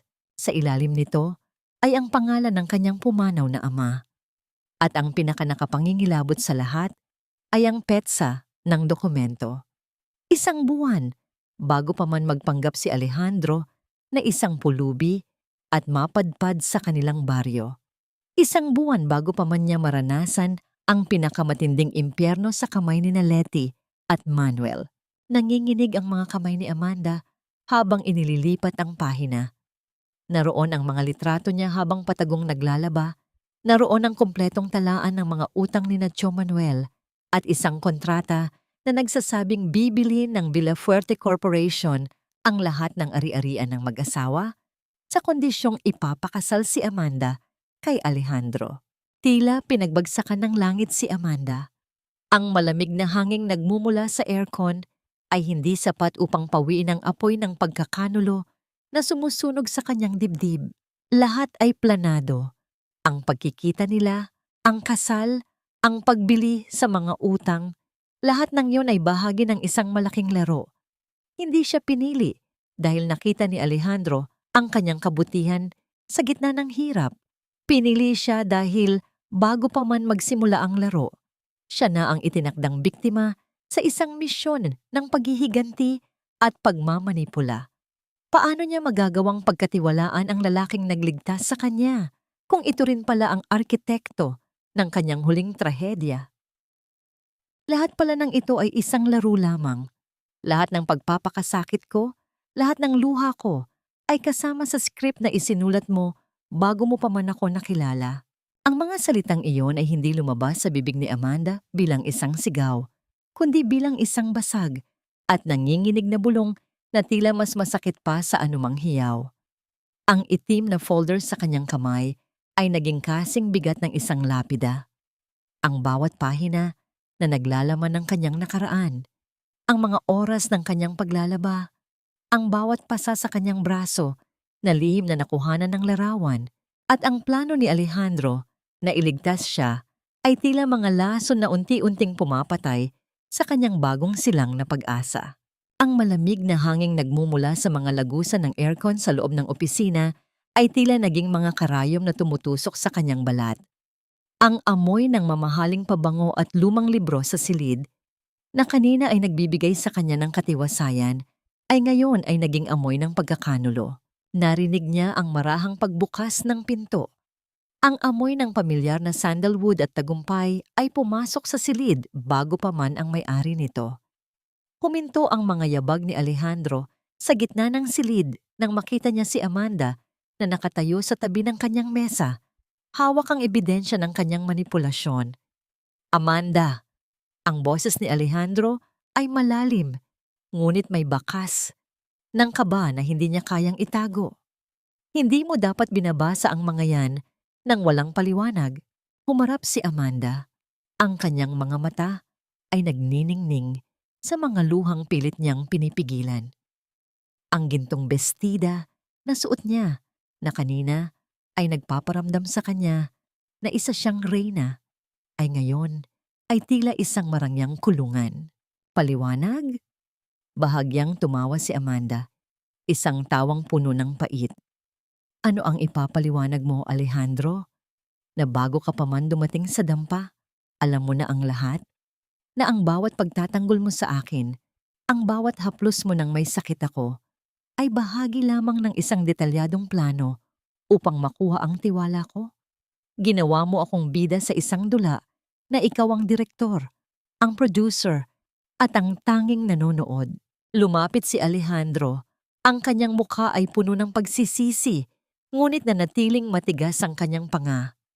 Inimbestigahan kita, oo. Kailangan kong malaman kung sino ang mga taong kumuha sa yaman ng pamilya ko. Ang iyong tiyo na si Manuel ay hindi lamang nagnakaw sa ama mo, ninakawan din niya ang kumpanya ng aking ama. Ang pagpapakasal sa iyo, ang pinakamabilis na paraan upang makuha ko ang lahat ng dokumentong kailangan ko upang maipakulong sila. Kaya pala, Tumulo ang isang butil ng luha sa pisngi ni Amanda. Hindi mo ako pinili dahil sa gintong puso ko. Pinili mo ako dahil ako ang pinakamabisang sandata mo para sa paghihiganti. Ginamit mo ang aking paghihirap para sa sarili mong layunin. Noong una, marahil ay tama ka. Pag-amin ni Alejandro, ang kanyang boses ay naging paos. Ngunit Amanda, ang nararamdaman ko sa'yo, ang pag-aalaga ko sa'yo, hindi yon kasama sa plano. Hindi ko binalak na mahalin ka. Hindi ko binalak na masaktan nang makita kitang nahihirapan.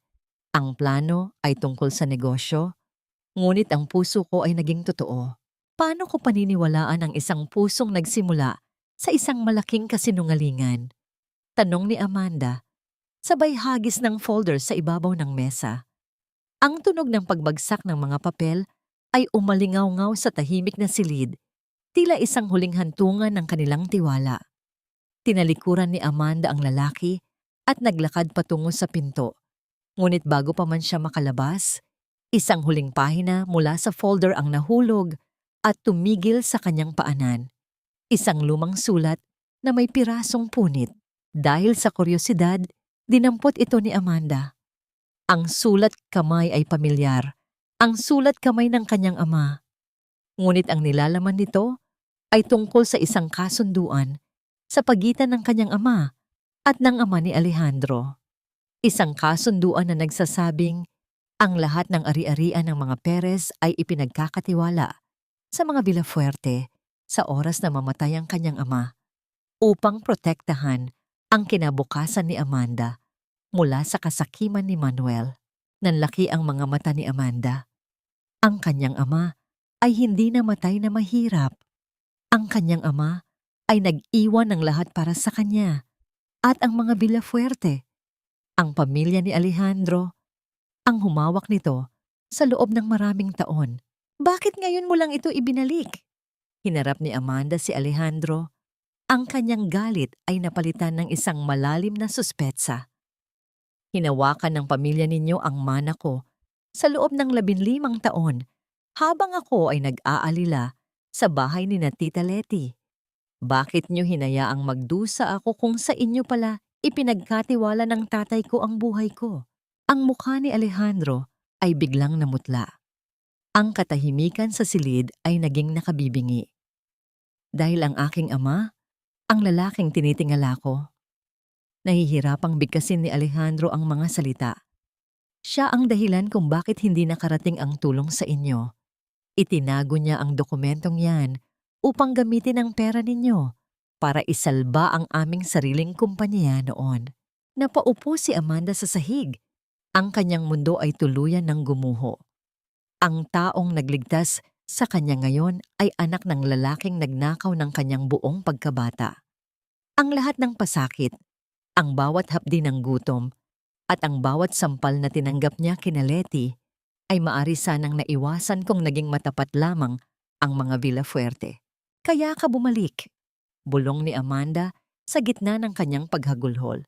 Hindi para mahalin ako, kundi para pagtakpan ang kasalanan ng ama mo at bayaran ang utang ng inyong pamilya sa pamamagitan ng pagpapakasal sa akin. Bago pa man makasagot si Alejandro, isang malakas na tunog ng sirena ng pulis ang narinig mula sa labas ng mansyon.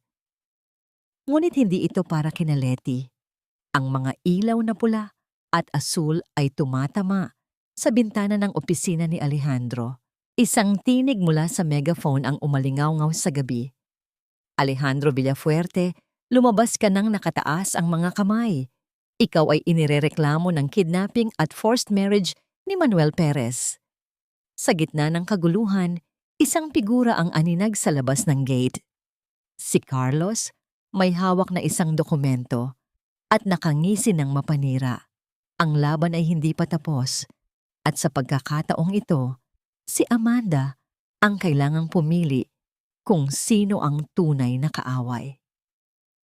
Ligtas ka na sa halimaw na ito, Amanda. Huwag kang mag-alala. Hindi ka na muling masasaktan ng mga Villafuerte. Ang boses ni Carlos ay tila isang malansang putik na pilit ibinabalot sa natitirang katinuan ni Amanda. Sa loob ng malawak na bulwagan ng mansyon, ang tunog ng mga radyo ng pulis at ang mabibigat na yabag ng kanilang mga sapatos ay lumilikha ng isang nakabibinging kaguluhan. Ang mga ilaw mula sa kanilang mga flashlight ay pabalik-balik na tumatama sa gintong bestida ni Amanda, na ngayon ay tila isang mabigat na pasanin sa kanyang katawan. Nakatayo si Alejandro sa gitna ng silid. Hindi siya nanlaban. Ang kanyang mga kamay ay dahan-dahang itinaas habang ang malamig na bakal ng posas ay pilit na ibinabaon sa kanyang mga pulso. Ang tunog ng paglak ng posas ay umalingaw-ngaw sa tahimik na bulwagan, isang tunog na tila pumutol sa huling hibla ng ugnayan sa pagitan nilang dalawa. "Tingnan ninyo!" Sigaw ni Tio Manuel mula sa likuran ni Carlos. Ang boses ay puno ng pekeng pighati at matinding panggagaya. Ang aming kawawang pamangkin, sa pilitang kinuha at binihisan na parang manika. Isang baliw na bilyonaryo ang nanggulo sa aming tahimik na buhay. Tumingin si Amanda sa kanyang tiyo. Ang lalaking nagbenta sa kanya sa isang taong grasa ay ngayon ay nagkukunwaring tagapagligtas. Ang kulo ng dugo sa kanyang dibdib ay mas matindi pa sa sakit ng pagkakanulo ni Alejandro.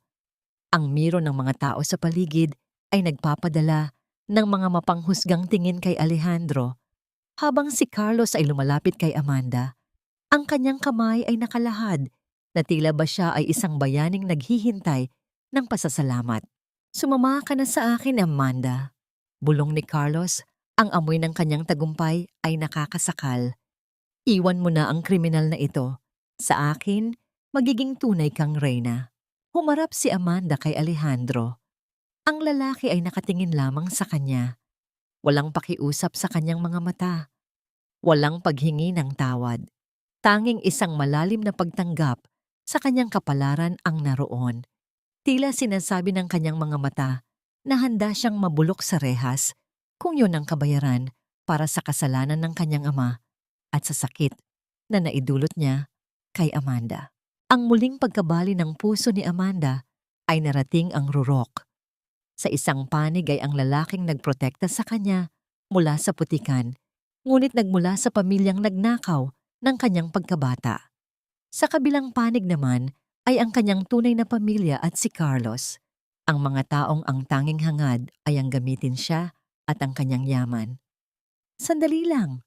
Ang boses ni Amanda ay mahina, ngunit nagpatigil sa lahat. Ang tunog ng kanyang paghinga ay tila isang marahang sipol sa gitna ng katahimikan. Dahan-dahan niyang kinuha ang folder na hawak niya kanina. Ang mga pahina nito ay nanginginig sa kanyang mga daliri. "Hindi ninyo siya pwedeng dalhin," sabi ni Amanda. Ang kanyang mga mata ay matalim na nakatingin kay Manuel at Carlos. "Ano bang sinasabi mo, Amanda?"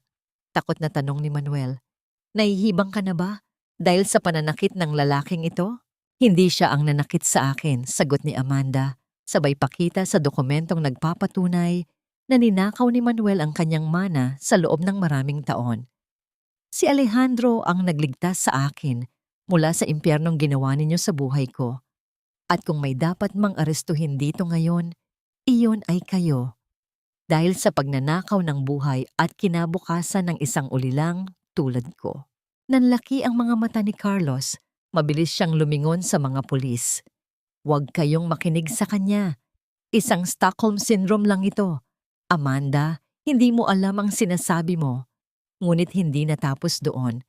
Mula sa itaas ng hagdan, isang matanda at iginagalang na lalaki ang lumitaw. Si Attorney Santos, ang huling abogado ng ama ni Amanda, na matagal nang akala ng lahat ay pumanaw na. May hawak itong isang digital na recorder. "Narinig ko ang lahat," ani Attorney Santos. Ang boses ay puno ng bigat ng katotohanan. "At mayroon akong hawak na ebidensya na si Manuel Perez at Carlos ang nagplanong ipapatay si Alejandro Villafuerte noong nakaraang buwan, na naging dahilan kung bakit siya napilitang magpanggap na pulubi upang mabuhay." Ang takot ay mabilis na lumaganap sa mukha ni Carlos at Manuel. Ang tunog ng bawat tibok ng puso ni Amanda ay tila isang tambol na nagbabadya ng digmaan. Sa gitna ng tensyon, lumapit si Amanda kay Alejandro. Hindi siya nag-aalangan. Gamit ang kanyang sariling mga kamay, marahan niyang hinawakan ang mga posas ni Alejandro. Ang init ng kanyang balat laban sa malamig na bakal ay tila isang pangako ng kalayaan. Bakit mo ito ginagawa? Mahinang tanong ni Alejandro. Ang kanyang boses ay nanginginig sa gulat. Pagkatapos ng lahat ng nalaman mo tungkol sa ama ko, tumingin si Amanda ng diretso sa kanyang mga mata. Dahil ang kasalanan ng ama ay hindi kasalanan ng anak. At dahil sa gitna ng dumi at putik, ikaw ang tanging taong nakakita sa akin bilang isang tao at hindi bilang isang ari-arian. Ngunit bago pa man makasagot ang mga pulis, isang malakas na tunog ng pagbasag ng salamin ang narinig sa dako ng kusina. Isang apoy ang biglang sumiklab, mabilis na lumalamon sa mga kurtina ng mansyon. Isang desperadong hakbang mula sa isang taong ayaw magpatalo. Kung hindi ka mapupunta sa akin, Amanda, walang sino mang makakakuha sa'yo. Sigaw ni Carlos habang hawak ang isang sulo, ang kanyang muka ay puno ng kabaliwan. Ang mansyon ay mabilis na napuno ng makapal at maitim na usok. Ang init ay nagsimulang sumakal sa lahat ng naroroon. Sa gitna ng apoy at panganib, nanatiling nakatitig si Amanda kay Alejandro. Sino ang makakaligtas sa kanila sa impyernong ito? At sapat na ba ang pagpapatawad upang itawid sila sa kabilang panig ng apoy? Huwag mong isugal ang buhay mo para lang iligtas ako, Amanda. Mahina, ngunit mariing sabi niya. Mas gugustuhin ko pang manatili sa impyernong ito kaysa makita kang masaktan dahil sa akin. Ang mga salitang yon ni Alejandro ay tila mas mainit pa kaysa sa naglalagablab na apoy na mabilis na lumalamon sa marangyang bulwagan. Ang usok ay tila mga itim na daliri na sumasakal sa bawat hininga. Ginagawang isang malaking hurno, ang mansyong kanina lamang ay simbolo ng kapangyarihan. Ang amoy ng nasusunog na mamahaling kurtina at barnisadong kahoy ay nakakahilo, isang matapang na paalala na sa harap ng kamatayan, ang yaman ay nagiging abo lamang. Nakatitig si Amanda sa mga posas ni Alejandro. Ang malamig na bakal ay nag-iinit na dahil sa paligid. Ang mga pulis at ibang panauhin ay nagkakagulo, nagtutulakan patungo sa nag-iisang ligtas na pintuan, ngunit si Alejandro ay nananatiling nakatali sa mabigat na haligi kung saan siya huling hinuli. Hindi kita iiwan, sigaw ni Amanda. Ang kanyang boses ay paos dahil sa usok. Gamit ang kanyang mga kamay, pilit niyang hinihila ang kadena. Hindi alintana ang hapdi ng init sa kanyang mga palad. Ang gintong bestida na suot niya ay punong-puno na ng uling. Ang laylayan ay nagsisimula na ring masunog. Ngunit ang takot sa kanyang puso ay hindi para sa kanyang sarili, kundi para sa lalaking nasa harap niya. Sa kabilang dako ng silid, aninag sa gitna ng naglalagablab na apoy si Carlos. Ang kanyang tawa ay parang isang baliw na huni sa gitna ng impyerno. Magsama kayo sa apoy. Kung hindi akin ang yaman ng mga Villafuerte, walang makikinabang nito. Ang isang malaking piraso ng nasusunog na kisame ay bumagsak sa pagitan nila. Tuluyang naghiwalay kay Carlos mula sa paningin ni Amanda. Ang tunog ng pagbagsak ng mga poste ay tila isang hatol ng tadhana. Nakita ni Amanda si Tio Manuel sa malayo. Yakap-yakap ang isang folder ng mga dokumento habang pilit na lumalabas. Hindi man lang nililingon ang pamangking inalila niya sa loob ng maraming taon. Ang sakit ng huling pagkakanulong iyon ay tila isang punyal na bumaon sa kanyang likuran. Ngunit mabilis niya itong iwinaksi. Amanda, makinig ka! Hinawakan ni Alejandro ang mukha ni Amanda gamit ang kanyang mga kamay na nakaposas. Ang titig niya ay puno ng pagsusumamo. Ang susi! Nasa bulsa ng pulis na natumba sa may pinto. Kunin mo at tumakbo ka palabas. Huwag mo na akong isipin.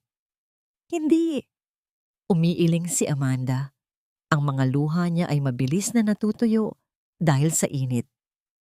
Pamilya tayo, di ba? Sabi mo, ako ang reyna mo. Walang reyna na iniiwan ang kanyang hari sa gitna ng digmaan. Sa gitna ng panganib, isang hindi inaasahang lakas ang naramdaman ni Amanda. Gumapang siya sa ilalim ng makapal na usok, tinatahak ang daan patungo sa kinaroroonan ng nawalan ng malay na pulis. Ang bawat paghinga ay tila paghigop ng apoy. Nang makuha ang susi, mabilis siyang bumalik kay Alejandro. Sa bawat segundong dumadaan, ang dampa ng kanilang nakaraan at ang mansyon ng kanilang kasalukuyan ay tila naghahalo sa kanyang isip. Napagtanto niya na kahit saan man sila mapadpad, sa putikan man o sa palasyo, ang tanging mahalaga ay ang init ng kamay ni Alejandro na humahawak sa kanya. Nang sa wakas ay mabuksan ng posas, bumagsak ang dalawa sa sahig. Ang huling poste ng bulwagan ay nagsimula ng gumuho. Binuhat ni Alejandro si Amanda. Ang kanyang katawan ay nagsisilbing panangga sa mga bumabagsak na baga. Kumapit ka ng mahigpit, bulong ni Alejandro. Tumakbo sila patungo sa huling lagusan, ngunit sa gitna ng pintuan, isang figura ang humarang. Si Carlos, may hawak na matalim na bubog ng salamin. Ang mga mata ay nanlilisik sa galit at kawalan ng pag-asa. Walang lalabas ng buhay. Sigaw nito sabay lundag patungo kay Amanda. Isang malakas na tunog ng pagtama ng mabigat na bagay ang narinig. Ang lahat ay tila tumigil. Ang usok ay naging kasing itim ng gabi. At ang huling nakita ni Amanda ay ang pagbagsak ni Alejandro sa kanyang harapan habang ang buong mansyon ay tuluyan ng nilamon ng apoy. Ang paulit-ulit at pantay na ritmo ng isang makina ang unang gumising sa diwa ni Amanda. Ang matapang na amoy ng gamot at malinis na mga kumot ang pumalit sa nakasusulasok na usok na huling narehistro sa kanyang alaala. Dahan-dahan siyang nagmulat ng mga mata at ang maputing kisame ng isang pribadong silid sa ospital ang bumungad sa kanya.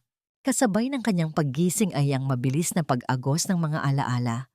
Ang apoy, ang pagbagsak ng haligi, ang matalim na salamin sa kamay ni Carlos, at si Alejandro, ang lalaking sumalo ng saksak na para sana sa kanya. Mabilis na bumangon si Amanda, hindi alintana ang kirot sa kanyang mga braso na may maliliit na paso. Alejandro, ang pangalan ng kanyang asawa, ang unang lumabas sa kanyang mga labi. Isang sigaw na puno ng kaba at desperasyon.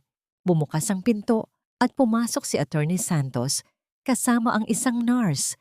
Bakas ang kaluwagan sa kanilang mga mukha. Pilit nilang pinapakalma si Amanda, sinasabing ligtas na siya, ngunit hindi ito ang gustong marinig ng dalaga. Hindi siya titigil hanggat hindi niya nakikita ng sarili niyang mga mata na humihinga ang lalaking nagtaya ng buhay para sa kanya. Dinala siya ng nurse sa kabilang silid. Pagbukas ng pinto, tila tumigil ang pag-ikot ng mundo ni Amanda. Nakahiga si Alejandro, ang kanyang dibdib at balikat ay balot ng makapal na bendahe. Maputla ang kanyang muka at may nakakabit na swero sa kanyang kamay.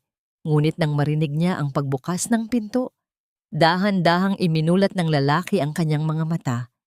Ang madidilim nitong mata, na laging puno ng kapangyarihan at tapang, ay ngayon ay nagpapahayag ng labis na pagkapagod at pangungulila.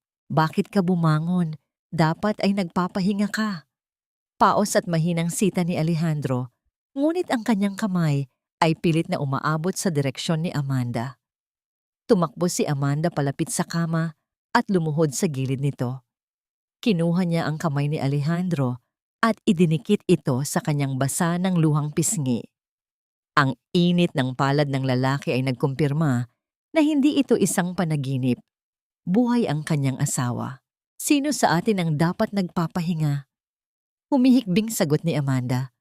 Ang kanyang mga balikat ay nanginginig sa labis na emosyon. Bakit mo ginawa iyon? Muntik ka nang mamatay dahil sa akin.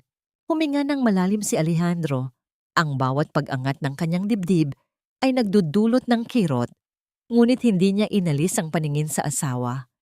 Amanda, noong nalaman mo ang totoo sa opisina, naisip ko na baka yun na ang huling pagkakataon na titingnan mo ako ng walang galit. Ang pamilya ko ang dahilan ng paghihirap mo. Kung hindi itinago ng ama ko ang mana mo, hindi ka sana inalila ni Letty. Ang buhay ko, ang tanging bayad na maibibigay ko para sa lahat ng luha mo. Umiling si Amanda. Mariing hinawakan ang mga daliri ng lalaki. Ang galit na naramdaman niya kagabi ay tuluyan ng natupok sa apoy, napalitan ng isang malalim na pag-unawa. Hindi ikaw ang ama mo, Alejandro. Malambing na bulong ng dalaga. At hindi ikaw ang nanakit sa akin. Ikaw ang nag-alaga sa akin sa dampa noong may lagnat ako. Ikaw ang nagtanggol sa akin laban sa sarili kong kadugo. Ang utang na naiwan ng nakaraan ay binayaran mo na ng sarili mong dugo. At higit pa roon, binigyan mo ako ng pamilya na matagal ko nang inasam. Dahan-dahang inangat ni Alejandro ang kanyang malayang kamay at pinunasan ang luha ni Amanda.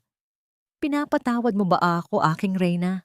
Ipinatong ni Amanda ang kanyang noo sa dibdib ni Alejandro, umiiwas sa bendahe at nakinig sa mabagal ngunit matibay na tibok ng puso nito. Tapos na ang nakaraan. Dito tayo magsisimula. Walang lihim, walang pagpapanggap. Ang sandaling iyon sa loob ng malamig na silid ng ospital ay naging saksi sa pinakamainit na paghilom ng dalawang pusong nagkatagpo sa gitna ng unos. Ang halik na iginawad ni Alejandro sa tuktok ng ulo ni Amanda ay isang selyo ng walang hanggang pangako. Lumipas ang isang linggo. Mabilis na nakabawi si Alejandro at ang mga sugat sa balat ni Amanda ay nagsimula na ring maghilom. Ngunit bago sila tuluyang umusad sa kanilang bagong buhay, may isang huling pinto na kailangang isara si Amanda. Naglakad siya sa madilim at malamig na pasilyo ng panlalawigang piitan. Ang amoy ng kalawang at basa na semento ay pumuno sa hangin. Sa kabilang panig ng makapal na salamin, naupo ang dalawang figurang nakasuot ng dilaw na uniforme ng mga bilanggo, sina Letty at Manuel. Nang makita si Amanda, mabilis na lumapit si Letty sa salamin. Ang mukha ay tumanda ng 10 taon. Ang buhok ay magulo at ang kayabangan ay napalitan ng desperasyon. Kinuha nito ang telepono at mabilis na nagsalita. Ang boses ay matinis at nanginginig. Amanda, salamat sa Diyos at dumalaw ka. Sabihin mo sa asawa mo na iurong na ang kaso. Pamilya tayo. Ako ang nagpakain sa iyo. Kung hindi dahil sa akin, namatay ka na sa kalsada. Palabasin mo na kami rito, parang awa mo na. Panunumbat ni Letty, patuloy na ginagamit ang pamamaraan ng paninisi na matagal niyang naging sandata. Tiningnan lamang siya ni Amanda. Walang galit, walang awa, kundi isang purong katahimikan. Kinuha niya ang telepono. Ang utang na loob, Tita Letty, ay ibinibigay sa mga taong nag-aruga ng may pagmamahal. Kalmadong sagot ni Amanda.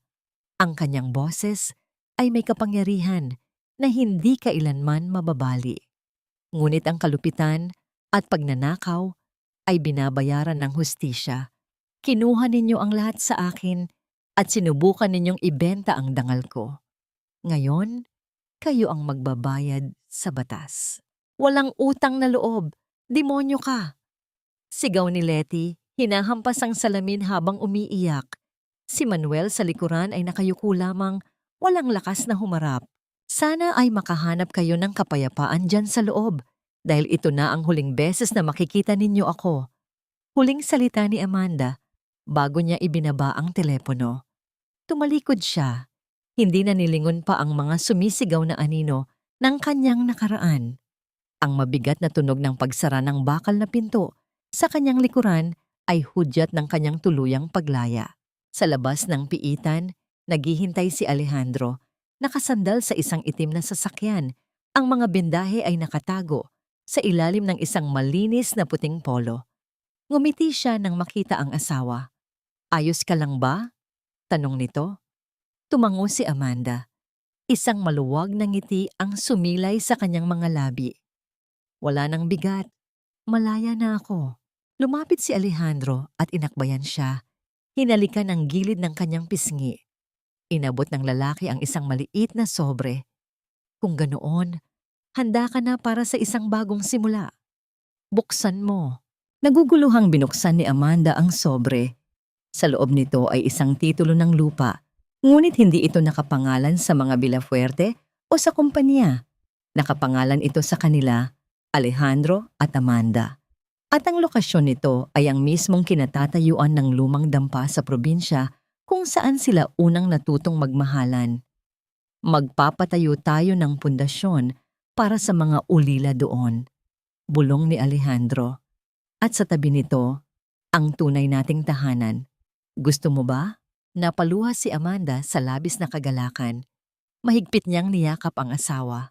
Sa wakas, pagkatapos ng mahabang gabi, sumikat na ang araw na hindi kailanman lulubog. 5 taon na ang lumipas, ngunit ang bango ng mga bulaklak ng sampagita sa paligid ng bagong tayong gusali ay tila laging nagpapaalala kay Amanda na ang bawat sugat ay may takdang panahon ng paghilom. Nakatayo siya sa malawak na beranda ng bahay ng pag-asa ni Maria, ang pundasyong itinatag nila ni Alejandro para sa mga batang ulila at mga kababaihang biktima ng karahasan. Ang gusaling ito ay nakatayo ng matatag sa mismong lupang kinatatayuan noon ng madilim at tila gumuho nilang dampa. Ang sikat ng dapit hapon ay nagbibigay ng gintong liwanag sa buong paligid. Lumilikha ng mahahaba at mapayapang anino sa damuhan kung saan nagtatakbuhan ang mga bata. Ang tunog ng kanilang mga tawa ay tila isang banal na himig na pumapawi sa anumang alaala ng mga matitinis na sigaw at panlalait na naranasan ni Amanda sa lugar na ito noon. Naramdaman niya ang isang pares ng matitibay na braso na dahan-dahang pumalupot sa kanyang baywang. Isinandal ni Alejandro ang kanyang baba sa balikat ni Amanda. Ang amoy ng sandalwood at ng preskong hangin mula sa bukid ay nagbigay sa dalaga ng hindi matatawarang katiwasayan. Malalim na naman ang iniisip mo. Aking reyna, malambing na bulong ni Alejandro. Wala na ang bakas ng pagod at panganib sa kanyang boses. Tanging purong pagmamahal na lamang ang naroon. Ngumiti si Amanda at hinawakan ang mga kamay ng asawa. Iniisip ko lang kung gaano kabilis ang panahon. Parang kailan lang ang tanging hiling ko ay isang pirasong tinapay na hindi galing sa tira-tira. Ngayon, binigyan mo ako ng isang piging na walang katapusan. Hindi ako ang nagbigay nito sa iyo, Amanda, sagot ni Alejandro, sabay harap sa asawa upang magtagpo ang kanilang mga mata. Ang sarili mong kabutihan ang nagbukas ng pintuan para sa lahat ng ito. Ako ay naging susi lamang. Naglakad sila patungo sa maliit na altar sa loob ng kanilang tahanan, kung saan nakalagay ang maayos at buong litrato ng ina ni Amanda. Ang litratong pinagdugtong-dugtong muli ni Alejandro nang may matinding pag-iingat. Sa tabi nito ay isang maliit na dyaryo na naglalaman ng balita tungkol sa tuluyang pagpanaw ni Tita Letty sa loob ng piitan dahil sa sakit, habang si Tio Manuel naman ay nananatiling nagsisisi sa likod ng mga rehas. Napatawad mo na ba sila ng lubos? Tanong ni Alejandro. Ang kanyang boses ay puno ng paggalang sa damdamin ng asawa. Huminga ng malalim si Amanda. Ang kanyang kamay ay marahang humahaplos sa gintong krus sa kanyang leeg. Ang pagpapatawad ay hindi nangangahulugang nakalimutan ko ang sakit, Alejandro. Pinatawad ko sila, hindi dahil karapat-dapat sila, kundi dahil karapat-dapat ang puso ko sa kapayapaan. Wala na ang galit. Ang natitira na lamang ay ang pasasalamat na sa kabila ng lahat, hindi nila nagawang gawing bato ang puso ko. Ang tunog ng isang maliit at mabilis na yabag ng mga paa ay narinig mula sa pasilyo. Isang batang lalaki na may 3 taong gulang na may mga matang kasing dilim at kasing talino ng kay Alejandro ang patakbong lumapit sa kanila. "Mama! Papa! Look at my drawing!" Sigaw ng bata. Ipinapakita ang isang makulay na larawan ng isang dampa at isang malaking palasyo na magkadikit. Binuhat ni Alejandro ang kanilang anak at hinalikan ito sa pisngi, habang si Amanda naman ay nagagawad ng isang matamis na halik sa noo ng bata. Sa sandaling iyon, ang lahat ng mithiin ni Amanda ay natupad. Natagpuan niya ang tunay na kahulugan ng yaman, hindi sa ginto o sa titulo ng lupa, kundi sa init ng yakap ng isang pamilyang binuo mula sa katapatan. Ang aral na iniwan ng kanilang kwento ay malinaw. Ang tadhana ay maaring malupit at ang mga tao ay maaring maging mapanlinlang.